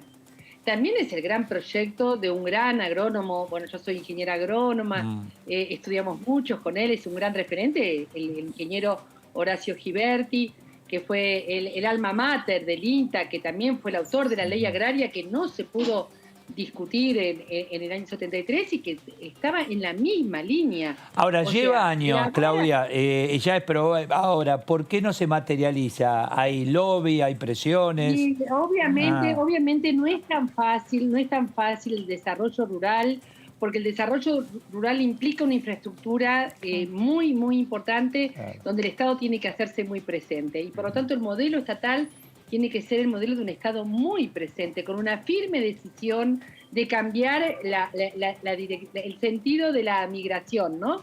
La migración ahora está viniendo hacia las grandes metrópolis, y la migración hay que dar la vuelta y llevarla hacia el campo. Por eso me parece tan feliz el nombre que le da a este programa a la diputada Martínez, como Marcha al Campo. Y por supuesto, ustedes recién lo han dicho, esto implica una inversión del Estado en infraestructura rural que permita la escolaridad de los chicos, el agua potable, un lugar donde vivir, e implica también, seguramente, sobre todo en los primeros años, una renta universal que permita, o que en el compás de espera hasta que se vuelva la tierra. Ahora, acá hay un dato no menor, y que se entienda la pregunta. Hay un cambio cultural también para toda esa gente que está en el Gran Buenos Aires, tal vez viviendo de planes, y van a tener que ir a trabajar la tierra, que es muy sacrificado. O sea, no es para cualquiera trabajar el campo. En primer lugar, el Gran Buenos Aires no vive de planes, vamos a ser claros. El Gran Buenos Aires vive de su economía, es una economía muy intensiva, la del Gran Buenos Aires, y hay algunos compatriotas dentro del Gran Buenos Aires y en todo el país que necesitan de una ayuda estatal. Pero no es que hay todo el Gran Buenos Aires vive de planes. No, yo no digo todo el Gran Buenos Aires, pero mucha gente que son los que más necesitan, decir, bueno, acá tenés una salida económica, una salida habitacional, y tal vez hoy no tienen la suerte de estar trabajando, y hay un tema cultural ahí que acompañar, ¿no? No me parece que sea un programa solo para los que están en mayor situación de vulnerabilidad. Me parece que hay una generación que ha venido del medio rural, una primera, una segunda y hasta una tercera generación de familias de origen rural que han conservado sus tradiciones y que solo les falta una oportunidad de acceso a estas condiciones. Con lo cual me parece que quizás a vos o a mí nos costaría un poquito más. Pero hay muchas familias que están absolutamente dispuestas a hacer una vida rural, que tienen esa tradición, tienen esa identidad, y que la extremada concentración de la tierra y de la economía rural los ha despojado de esa cultura. Claro. La migración hacia las grandes ciudades no es algo querido, es algo que lo impone la extremada concentración de la economía rural. Entonces me parece que lo que trata de hacer el programa de la Marcha al Campo es dar una vuelta de campana a nuestra economía. Se entiende. Así que creo que va a haber muchas familias dispuestas, pero tiene que haber un Estado, insisto, un Estado muy presente, y una economía social y solidaria que acompañe. Y en esto la diputada Martínez y todos quienes la acompañamos, estamos acompañados por la Federación de Cooperativas Federadas, estamos acompañados por la Organización Cuidadores de la Casa Común, por movimientos ambientalistas, porque la pandemia ha demostrado que así no podemos seguir. Y que la concentración humana en las grandes metrópolis ya ha excedido cualquier escala saludable. Así que me parece que llegó el momento de repensar cómo vivir. Y además no hay que pensar el ámbito rural como un ámbito desconectado, sin oportunidades para los jóvenes. Ya no, claro. Ya no. Hay que pensarlo como un ámbito conectado, que tiene que tener tanto conectividad digital como conectividad a nivel vial y de transporte. Me parece que llegó el momento de que todos repensemos nuestra vida, ¿no? ¿Qué tal, diputada? Débora Durieta la saluda. Imagino que estas tierras están ubicadas a lo largo y ancho de todo el país, pero ¿hay alguna provincia en donde haya mayor proporción? ¿Cómo sería el mapa de estas tierras? En general las tierras fiscales se concentran más en zonas limítrofes y en ámbitos patagónicos, en provincias de Cuyo y en las provincias del norte argentino. Porque, por supuesto, la pampa húmeda, la gran pampa húmeda y todos sus márgenes fueron tierras muy apetecidas y que no han dejado lugar a mucha tierra fiscal, digamos, ¿no? Las tierras más productivas en términos agrícolas están casi te diría sobreocupadas, ha quedado poco de terreno fiscal. De hecho, en su momento, en el año 2008, fui autora de la ley de creación del Parque Nacional Campos del Tuyú, que permitió generar una reserva para especies de la pampa, porque se estaban extinguiendo, porque casi no quedan tierras fiscales en la provincia de Buenos Aires. Estas tierras podrían a primera vista parecer tierras improductivas. También los bosques nativos podrían ser parte de este programa, porque hay actividades rurales con sustentabilidad ambiental que pueden hacerse en bosques nativos y en tierras que aparentemente son improductivas, pero que hay determinadas actividades agrarias y ganaderas que se pueden realizar en esas tierras. Ahora, es tan interesante y ahora mi pregunta sería, ¿qué pasa con el fruto de lo obtenido en esas tierras? ¿Le queda solo la persona que está allí o hay algún aporte? No, se promueve la conformación de cooperativas, tanto la conformación de cooperativas de producción agraria como cooperativas de comercialización, para que, por supuesto, todo el excedente, todas las ganancias vayan a las familias que han optado por este modo de vida. Está en la línea también de los programas de colonización que en su momento hizo el peronismo en su primer y segundo gobierno a través del banco hipotecario. Digo, la colonización trata de contrarrestar la extrema concentración en pocas manos de las tierras rurales y, por lo tanto, la extrema concentración de la economía rural. Lo que aclara la diputada Martínez siempre, a mí me parece muy interesante, es que trata de hacer otra propuesta, otro modelo agrario, pero no contra los agronegocios ni expropiando tierras, sino generando estas unidades productivas de menor escala en las tierras fiscales. Es de alguna manera demostrar que uno no quiere ir contra nadie, simplemente quiere equilibrar la población en el país, digamos, ¿no? Y que sigamos encontrando formas de que no se siga concentrando la población en las grandes metrópolis. Eso es insostenible. Es insostenible desde el punto de vista sanitario, humano, de transporte. Es insostenible como estamos viviendo. Claro. Claudia, ¿cómo le va? Fernando Fraquelli saluda. ¿Cómo está, Fernando? Muy bien, muy bien. Claudia, claro, es en definitiva darle también una oportunidad a aquel que quiere quedarse en la zona rural y que tuvo su familia que ha trabajado el campo. Y los primeros años van a ser los más difíciles, ¿no? Porque hay que montar toda una infraestructura acorde a esa posibilidad, ¿no? Bueno, para eso nuestro país cuenta con el Consejo Federal de Inversiones, cuenta con diferentes programas que hacen inversión en infraestructura y hay incluso, si uno va a tener que utilizar algún programa de crédito de organismos internacionales, si va a haber alguno que sea para esto algún día, ¿no? Porque la verdad que el programa está pensando en primero convocar a los cercanos a esa tierra fiscal, justamente para prevenir su marcha a la ciudad. Esto que yo recién te comentaba, esa generación que para buscar oportunidades está pensando en venirse a Buenos Aires, a Gran Buenos Aires, al Gran Rosario, a Gran Córdoba, a esa generación le habla este programa, ofreciéndole tierras allí donde viven. Ese sí Bernaza, usted como profesional del sector, ¿cuántas hectáreas son las que están disponibles como para poder ofrecer en este proyecto? ¿Cuántas hectáreas son? Se calcula en unas 12 millones de hectáreas. ¿Y no están trabajadas esas 12 millones de hectáreas? ¿Están sin trabajar?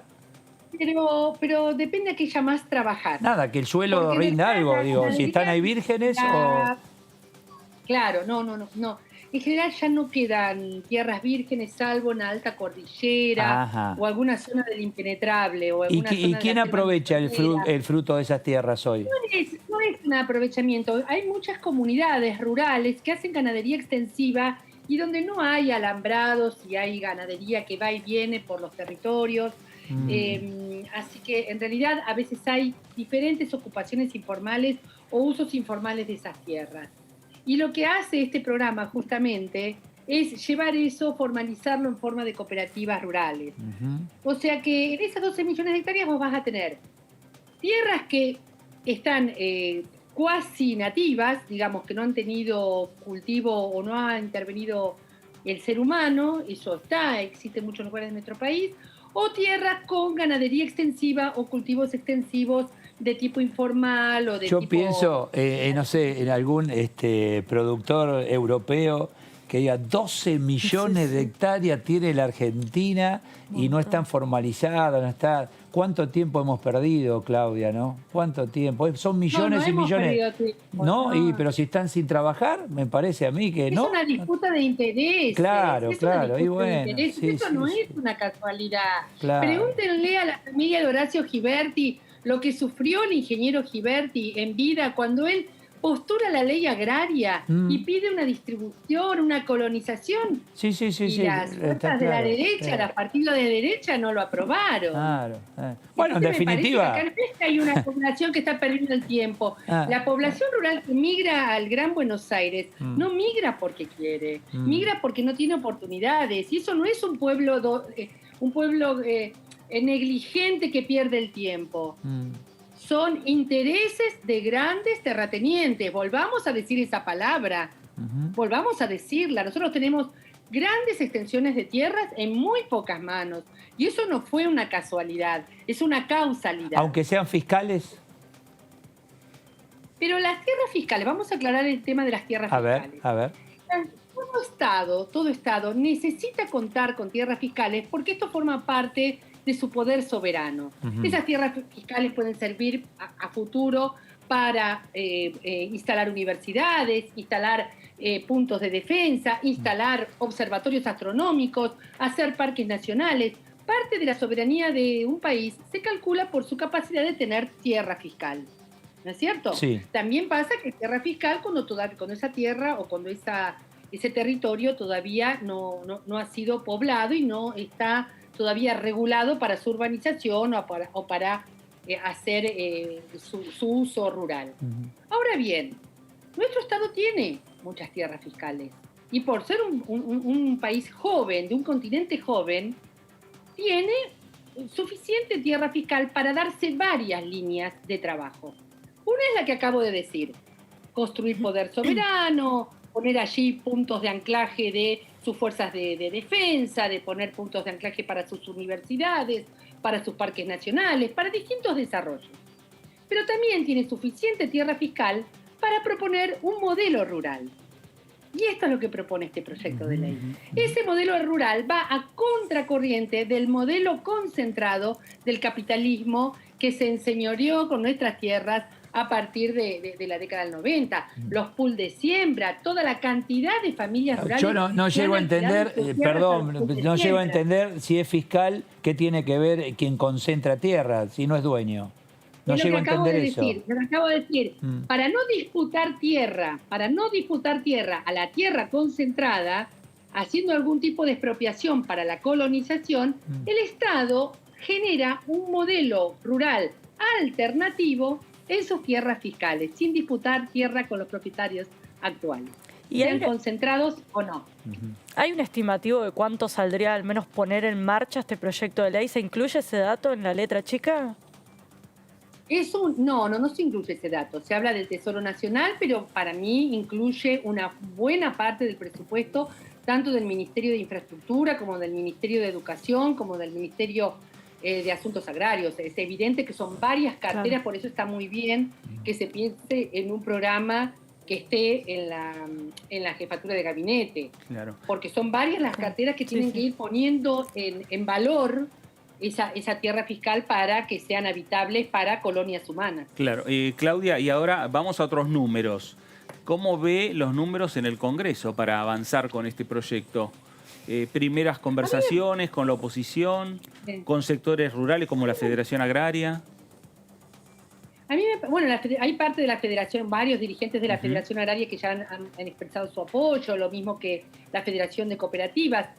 A mí me parece que la gran inteligencia de este proyecto es que no se pone a discutir la propiedad de la tierra tal como es actualmente.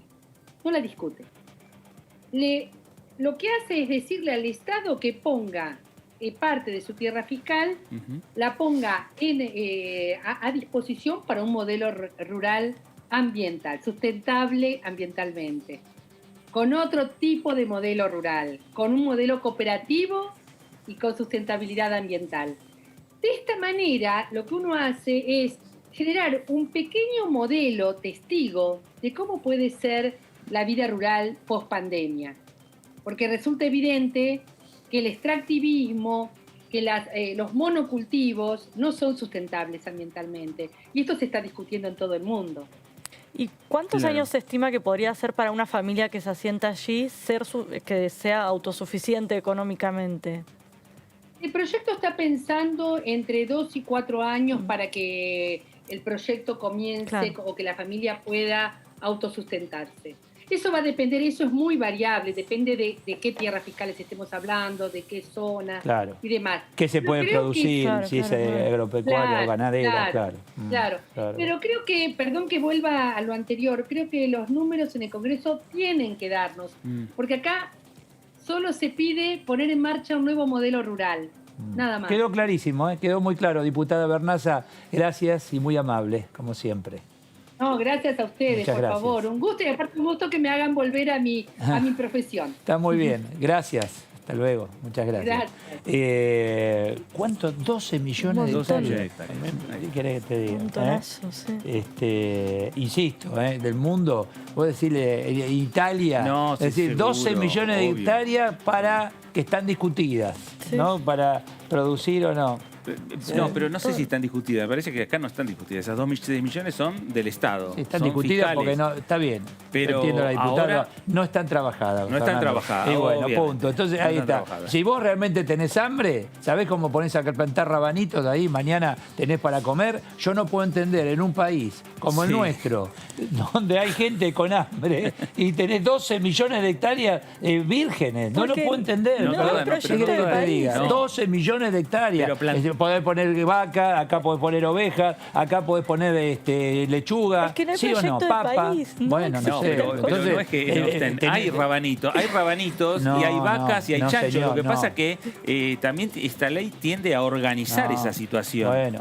Pero bueno, son situaciones que ojalá, a mí aplaudo esto, lo aplaudo. Claro, obvio. Lo aplaudo porque decís, bueno, por lo menos le vas a dar a alguien. Ahora vaya a saber cuánto tiempo va a llevar esta situación. Seguro. Lo importante también me parece que es el tema que... Mirá, perdóname, cuando te dicen la Argentina es rica si la trabajás. Sí. O sea, Argentina es rica, tenemos todos los climas, tenemos siempre y cuando se trabaje. ¿Viste que hay todo un dicho? La vaca da leche, no da leche, la tenés que ordeñar para que te dé leche. No es que da leche ¿no sola. Es el sachet? ¿No es el no. Sí, muchos creen eso. Dice, sí, dame el sachet. No, hay que ir, tirar las tetitas y sacar y ordeñar. Pero bueno, son situaciones... Sí, igual, 12 el problema de la Argentina no es la falta de alimentos. Siempre que acá en la Argentina el problema ni siquiera es la falta de alimentos, es la falta de puestos de trabajo, es un tema interesante, muy interesante. Bueno, vamos a hablar de un tema que tiene que ver con esto, porque lo podés unir en 1 minuto y medio. Emergencia educativa. ¿Cuánto tiene que ver la educación en esto que estamos hablando, Fer? Tiene que ver mucho y en los proyectos tiene que ver las voluntades que están a favor y en contra. Y antes de hablar del proyecto... recordemos lo que dijo Hugo Yasky, por lo menos para el Frente de Todos no es el mejor proyecto, hablar de servicio esencial a la emergencia educativa, ¿no? Decretar la emergencia educativa. Bueno, perfecto. ¿Vos nos contás un poquito del tema? ¿Puede ser? ¿Sí? Se trata de un proyecto de ley que presentó la diputada radical Brenda Austin. Bueno, y la idea es justamente declarar la emergencia educativa para este año y el año que viene. Y un número que se baraja en este contexto es que cerca de 1 millón de chicos dejarían la escuela. Entonces, lo que se busca a partir también de este proyecto de ley es garantizar que tengan el acceso a la conexión, a la computadora y demás. Está en línea, Brenda Austin. Bueno. ¿Qué tal, Brenda? Eduardo Serenellini, buenas noches. ¿Qué tal, Eduardo? ¿Cómo les va? Bien, Buenas noches. muy bien, gracias, muy bien. Bueno, este proyecto para declarar la emergencia educativa, ¿no tiene que ver con estos tiempos de pandemia o va más allá de la pandemia, Brenda? No, tiene que ver con poner de relieve lo que está ocurriendo en la Argentina a partir de la pandemia. Recién, muy bien, su compañera señalaba un dato que forma parte de los registros oficiales ya que tiene el Ministerio, que dicen que más de 1 millón de chicos y chicas habría dejado la escuela en lo que va del año. Estos ya son además números que tienen más de un mes de vigencia y que seguramente se van a agravar de acá a la finalización de este ciclo escolar. Esto tiene muchas explicaciones, digamos. En primer lugar, la existencia de brechas de conectividad en nuestro país. Hoy el promedio en la Argentina es que 2 de cada 10 chicos no tienen acceso a Internet. Ahora, hay regiones, hay provincias completas donde el promedio llega a ser 4 de cada 10 chicos sin acceso a Internet. Para ellos, de alguna manera, esta propuesta de la virtualidad como único camino ha sido estar golpeando la puerta del aula y que nadie los deje entrar. A la vez también estamos viendo aprendizajes absolutamente desiguales entre quienes se mantienen conectados. Claro. Gran parte de las escuelas públicas y las escuelas de menores recursos, el dispositivo que utilizan para poder estar en contacto con sus alumnos es WhatsApp, es un mensaje de texto y solo la mitad se conecta todos los días. La otra mitad en ocasiones 2 o 3 veces por semana. Es decir, estamos teniendo a lo largo de todos estos meses, algo que además sabemos que va a continuar, una profundización absoluta de la desigualdad educativa en Argentina. Un problema que ya teníamos, pero que hoy, a mi juicio, no atendido de la manera adecuada, está profundizando un montón.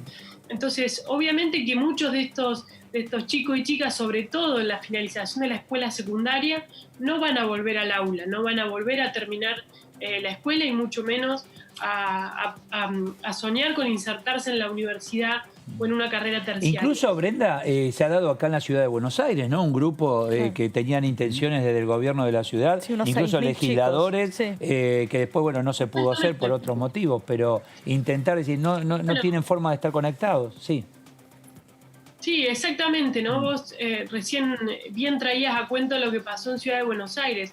La ciudad identificó a más de 5.000 chicos con dificultades de conectividad y desarrolló un protocolo justamente para poder concentrar esfuerzos y recursos en ellos. Y tuvieron que ir a pedirle permiso al ministro Trota para hacerlo. Entonces, ¿cuáles son algunos de los puntos que contiene este proyecto de ley? El primero, cuando decimos emergencia educativa, es porque queremos que se pongan los recursos para preparar a las escuelas para resolver este problema de crecimiento de la desigualdad. Esto no es algo que está pasando en otro punto de nuestro país, está pasando en todos lados, con distintas velocidades, con distintos impactos, está pasando en el conurbano y a la corta, no a la larga, va a ser el incremento de la desigualdad social, de la pobreza, de la marginalidad, de la fragmentación. Entonces, a la par que pedimos la emergencia educativa, pedimos que se declare la educación como una actividad esencial. ¿Para qué? Para que las jurisdicciones, cada provincia, la ciudad de Buenos Aires pueda decidir de qué modo y de qué forma retornan a las aulas. Miren, bajo esta idea de centralización de la política educativa que llevó adelante el gobierno nacional, cerraron y le pusieron candado a escuelas en provincias y en ciudades que hasta hace pocas semanas no habían tenido ni un solo caso de coronavirus. Entonces, ¿qué decimos? Digamos, tenemos que diseñar respuestas flexibles, dinámicas, que nos permitan ir adaptándonos a un entorno que está cambiando. Y por el otro lado, Brenda, estoy leyendo algo que dijo hoy en el Día del Maestro Sarmiento. Dice, todos los problemas son problemas de educación. Si uno traslada esto que usted plantea y lo trasladas a cantidad de problemas, todos los problemas son problemas de educación, Sarmiento. Y tienen relación directa con lo que usted plantea. Ahora, claro, además digo, él lo decía, nosotros lo que planteamos con este proyecto es en primer lugar un programa de detección y acompañamiento de estudiantes en riesgo de abandono escolar. medidas concretas que tienen que ver con las becas de conectividad, computadoras, datos para quienes hoy no tienen acceso a estas herramientas, que es como tener el libro, la hoja y el lápiz para poder escribir, pero también otras cuestiones que son súper importantes. Miren, desde marzo para acá han cerrado también los comedores escolares y la copa de leche. En un país donde el 60% de los niños y niñas viven en contexto de pobreza, la pérdida del plato caliente que representaba la única comida para muchos de ellos también va a generar un daño enorme. Por otro lado, hay actores, hoy bien señalaba usted, el día del maestro, ¿no? Bueno, hay muchos docentes, un 20%, que no tiene tampoco conectividad. Aprobamos la ley de teletrabajo y discutimos que el Estado que el empleador debía garantizarle las condiciones a aquella persona que trabaje bajo el formato de teletrabajo. Miren, nadie está hablando de qué pasa con los docentes que no tienen o computadora o conectividad.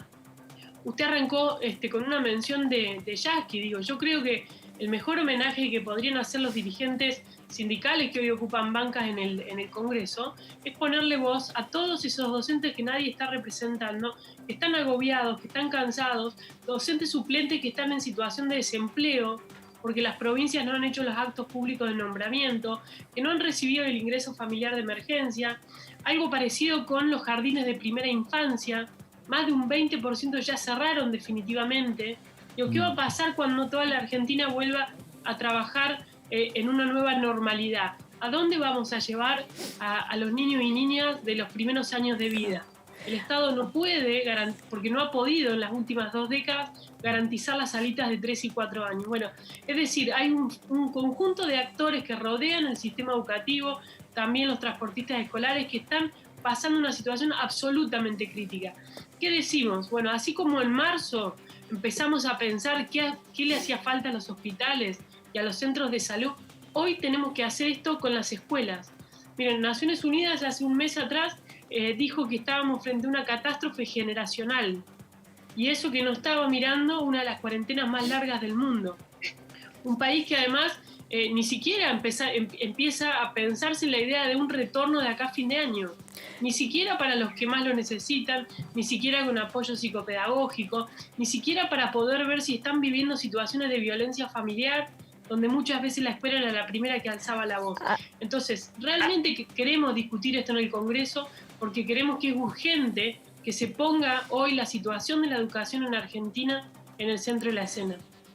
Más allá de que los chicos este año quizás no están aprendiendo lo que hubiesen aprendido en un año normal, ¿qué otras consecuencias puede tener para un chico no ir por un año al colegio? Usted mencionaba que no, el tema de los comedores o que no se detectan los casos de violencia. ¿Qué otras consecuencias puede tener para un chico no socializar, no tener contacto con los amigos, no salir, estar todo el día encerrado? Las estás, con mucho criterio, las estás poniendo de relieve vos, ¿no? Es decir, son situaciones que involucran todas las condiciones de vida de estos jóvenes y adolescentes, muchos hoy en situaciones de depresión, los que están aprendiendo, los de jardines de primera infancia, como hablábamos recién, aprenden a socializar, desarrollan las habilidades para aprender a aprender, es decir, el impacto es enorme. Y fíjense, digo, hay estudios de esto. Pakistán tuvo un terremoto, digo, uno de los tantos, digo, hay mucho material a nivel internacional donde los países están haciendo un esfuerzo para pensar soluciones más dinámicas, no tan estáticas. Y en Pakistán tuvieron durante 14 semanas cerradas las escuelas por un terremoto. Bueno, el retraso que sufrieron en los procesos de aprendizaje esos chicos y chicas se podían ver hasta 4 años después. Es decir, verdaderamente estamos hablando de un tema que va a impactar profundamente incluso en aquellos que hoy están teniendo algún tipo de vínculo pedagógico con la escuela. Ni hablar de aquellos que ya se quedaron afuera, de aquellos que no tienen internet, que no tienen un adulto que los ayude a hacer la tarea, y ni hablar obviamente de aquellos que están perdiendo la alimentación, digamos, que representaba los comedores. O sea que, a ver, el proyecto y a buena hora va más allá de la sola conectividad, o sea, es mucho más profundo. Tiene que ver con el tiempo que no se está utilizando para aprender por distintos motivos, Brenda. Uno es ese, por eso bienvenido al proyecto, ¿no, claro. Fernando? Sí, Brenda, ¿cómo le va? Fernando Fraqueli saluda. Yo mencionaba a Hugo Yasky, porque Yasky, la primera impresión, por lo menos que escuchamos desde el Frente de Todos, decía que no era viable porque para eso estaba ya el Consejo Federal de Educación, ¿no? Me parece que es una primer mirada. No sé si usted este tema también ya se lo anticipó al ministro Trota o piensa anticipárselo en las próximas horas. Miren, nosotros estamos esperando que la Comisión de Educación se aboque a discutir este tema, porque realmente queremos escuchar los argumentos. En primer lugar, porque hoy el Consejo Federal de Educación está vacío de poder. ¿Por qué? Porque es el decreto del presidente, de puño y letra del presidente de la Nación, es que han decidido que las escuelas no son una actividad esencial y que por lo tanto hasta que ellos evalúen que están dadas las condiciones sanitarias, los ministros de Educación que tienen una competencia constitucional para manejar las escuelas o los sistemas educativos en sus provincias, tienen que estar pidiendo permiso como le pasó a Cava, ¿no? Entonces, por eso creemos que la declaración de la emergencia y de la educación como una actividad esencial es el primer paso para que sean las jurisdicciones y las instituciones educativas las que puedan tomar las decisiones y analizar en qué contextos, cómo, de qué manera, y que el Estado Nacional se aboque a poner recursos, a acompañar programas para poder llevarlo adelante. Otro de los puntos que planteamos con la iniciativa es un programa de infraestructura escolar de emergencia. ¿Por qué? Bueno, lo hemos escuchado al presidente de la Nación anunciar en distintos momentos obra pública para reactivar la economía. Lo que le pedimos es que parte de esos recursos vayan a aquellas escuelas que más lo están necesitando. Cuando el Consejo Federal estableció algunos protocolos, digamos, de seguridad y de salubridad que debían cumplir las escuelas, muchos dijeron, en un montón de lugares de mi provincia no se va a poder cumplir porque las escuelas no están en condiciones y la infraestructura escolar no da para eso. Y bajaron los brazos. Y nadie empezó a decir, como quisimos ganar tiempo para que tengamos los respiradores, para que tengamos la sala de terapia intensiva preparada, para ampliar las camas, nadie está pensando en eso. ¿Por qué? Porque hay una voz que está ausente de la escena, que es la de los estudiantes, la de los alumnos, la de alguien que hoy no tiene el poder gremial para forzar o bloquear una decisión. Y entonces, fíjense que algunos de los gremios, y no estoy hablando de la posición de las docentes y los docentes, que es distinta en muchos casos, pero los gremios al principio no querían la virtualidad. Luego, digamos, no quieren la presencialidad. Tampoco quieren las soluciones focalizadas como la que proponía Cava, que es vayamos a buscar a esos 5.000 chicos que sabemos que ya no están teniendo contacto con la Claro, porque en ese caso se pidió permiso y no se otorgó el permiso en Cava. Claro, se pidió, no se otorgó. Esos chicos quedaron ahí guachitos de educación. Quedaron ahí. Sí, claro. El protocolo eran algo así como 4 alumnos por aula. ¿Cuántos bares hoy están abiertos en la Argentina? ¿Cuántos gimnasios? ¿Cuántos restaurantes? ¿Cuántas actividades que implican conglomerados mayores de gente que ya fueron declarados esenciales? ¿Y por qué cree usted que no se otorga ese permiso? ¿Por qué? ¿Cuál es el motivo? La verdad que no lo sé. Yo creo que ahí finalmente terminó habiendo un pacto corporativo del gobierno nacional con algunos de los gremios. Yo lo lamento muchísimo porque creo que quienes sostienen la bandera de la equidad y de la igualdad, lo primero que deberían hacer es estar mirando la situación de todo ese conjunto de niños y niñas que no están pudiendo alcanzar la propuesta de la escuela. Ya ni les digo los contenidos pedagógicos, aprobar las materias, ni siquiera están pudiendo llegar a la escuela que se conecta con esta virtualidad. Entonces realmente necesitamos hacer un esfuerzo para anticiparnos, para empezar a pensar también lo que va a implicar la vuelta a clases. ¿Cuándo? Vamos a estar aquí así, con las escuelas cerradas en todo el país con candado, hasta que aparezca la vacuna y todo el país esté vacunado. Vamos a animarnos como han hecho otros países, como hizo Uruguay, como está haciendo Francia. Miren, Francia arrancó la semana pasada con un protocolo muy estricto de seguridad, cuando tuvo que cerrar 22 escuelas que tuvieron caso de contagio. Y algunos en las redes decían, bueno, fíjense ahí los que están pidiendo la apertura de clases, Francia tuvo que cerró 22 de 62.000 escuelas, ¿no? Entonces, ¿qué decimos? Digamos, tengamos flexibilidad para buscar soluciones. Algo así como un traje a medida. Animémonos a empezar a diseñar esos protocolos, a preparar a las escuelas, a priorizar a quienes más lo necesitan. Usted dice aprender a convivir con el virus, no solo en la educación, sino en toda actividad, porque llegó para quedarse en principio, ¿no? ¿Y los centros de estudiantes de los colegios se expresaron al respecto? ¿Ustedes pudieron hablar para ver cuál es su postura, si tienen alguna propuesta, alguna queja o algo? Bueno, nosotros estamos organizando aquí en Córdoba algunos encuentros en las próximas semanas. Días atrás tuvimos uno con estudiantes del interior de Córdoba. Y esto que yo le voy contando, digamos, como datos, son historias de vida en primera persona, ¿no? Hay también docentes que en distintos lugares van haciendo campañas de recolección de celulares viejos y de tarjetas de teléfono con datos para llevarle a sus alumnos. Y una docente acá de Córdoba que contaba esta experiencia decía, para muchos son cifras, son estadísticas, para nosotros son los niños que conocemos, ¿no? Son historias de vida que conocemos, sabemos que no están pudiendo y queremos hacer algo para ayudarlos. Entonces, bueno, es una apelación a que realmente el Estado asuma su rol. Si hay algo en donde el Estado tiene un rol central es en la educación. Está claro. Entonces, creemos que es hora que así como en algún momento miramos lo sanitario, luego la situación económica, bueno, es tiempo que miremos lo que está pasando con la educación, porque lo que no hagamos ahora lo vamos a llevar puesto seguramente durante muchísimos años. Gracias, diputada Austin, muchas gracias, muy amable. Muchas gracias. Muchas gracias a ustedes. Gracias, muchas gracias. Clarito. Ahora, fíjate que durante el programa hablamos de seguridad, educación, salud.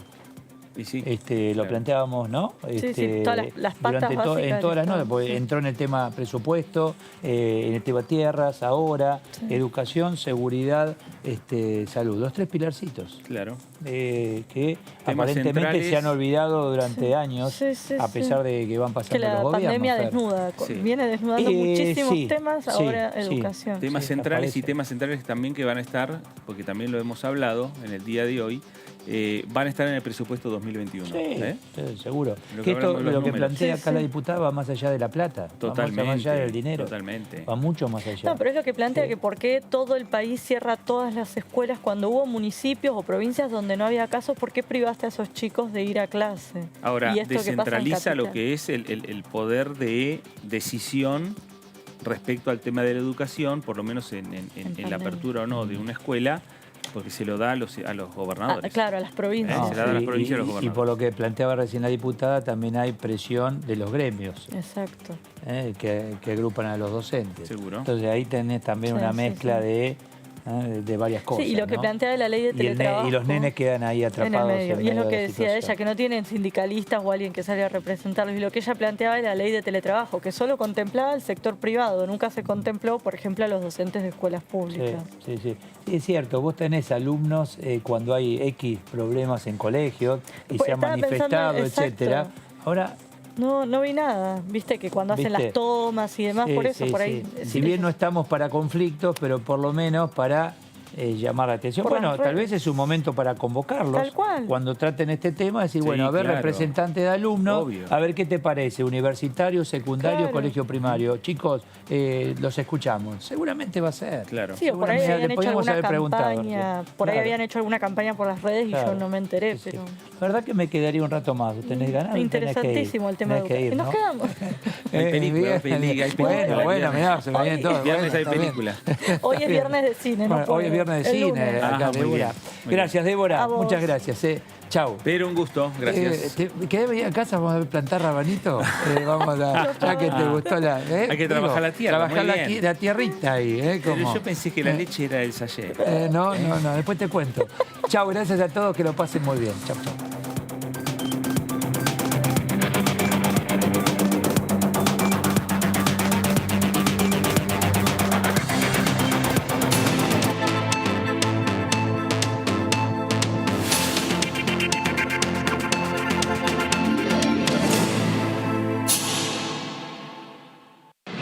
La cobertura del tratamiento político de leyes, la opinión de los protagonistas, el día a día de los diputados y diputadas de la Nación. DTV, el periodismo en el Congreso, de lunes a viernes. Este sos vos. Hoy decidiste no quedarte en casa. y pusiste en riesgo de contagio a 3 personas más. Ahora Juli, Fabi y Rubén tampoco se quedan en casa y pueden llegar a contagiar a 3 personas más cada uno. Esa es la forma en la que crece la famosa curva de la que todos hablamos. Quedándote en tu casa, evitas contagiar a muchas de estas personas y la curva baja. Así nos permitís preparar el sistema sanitario para atender a los contagiados y contagiadas. Quédate en tu casa.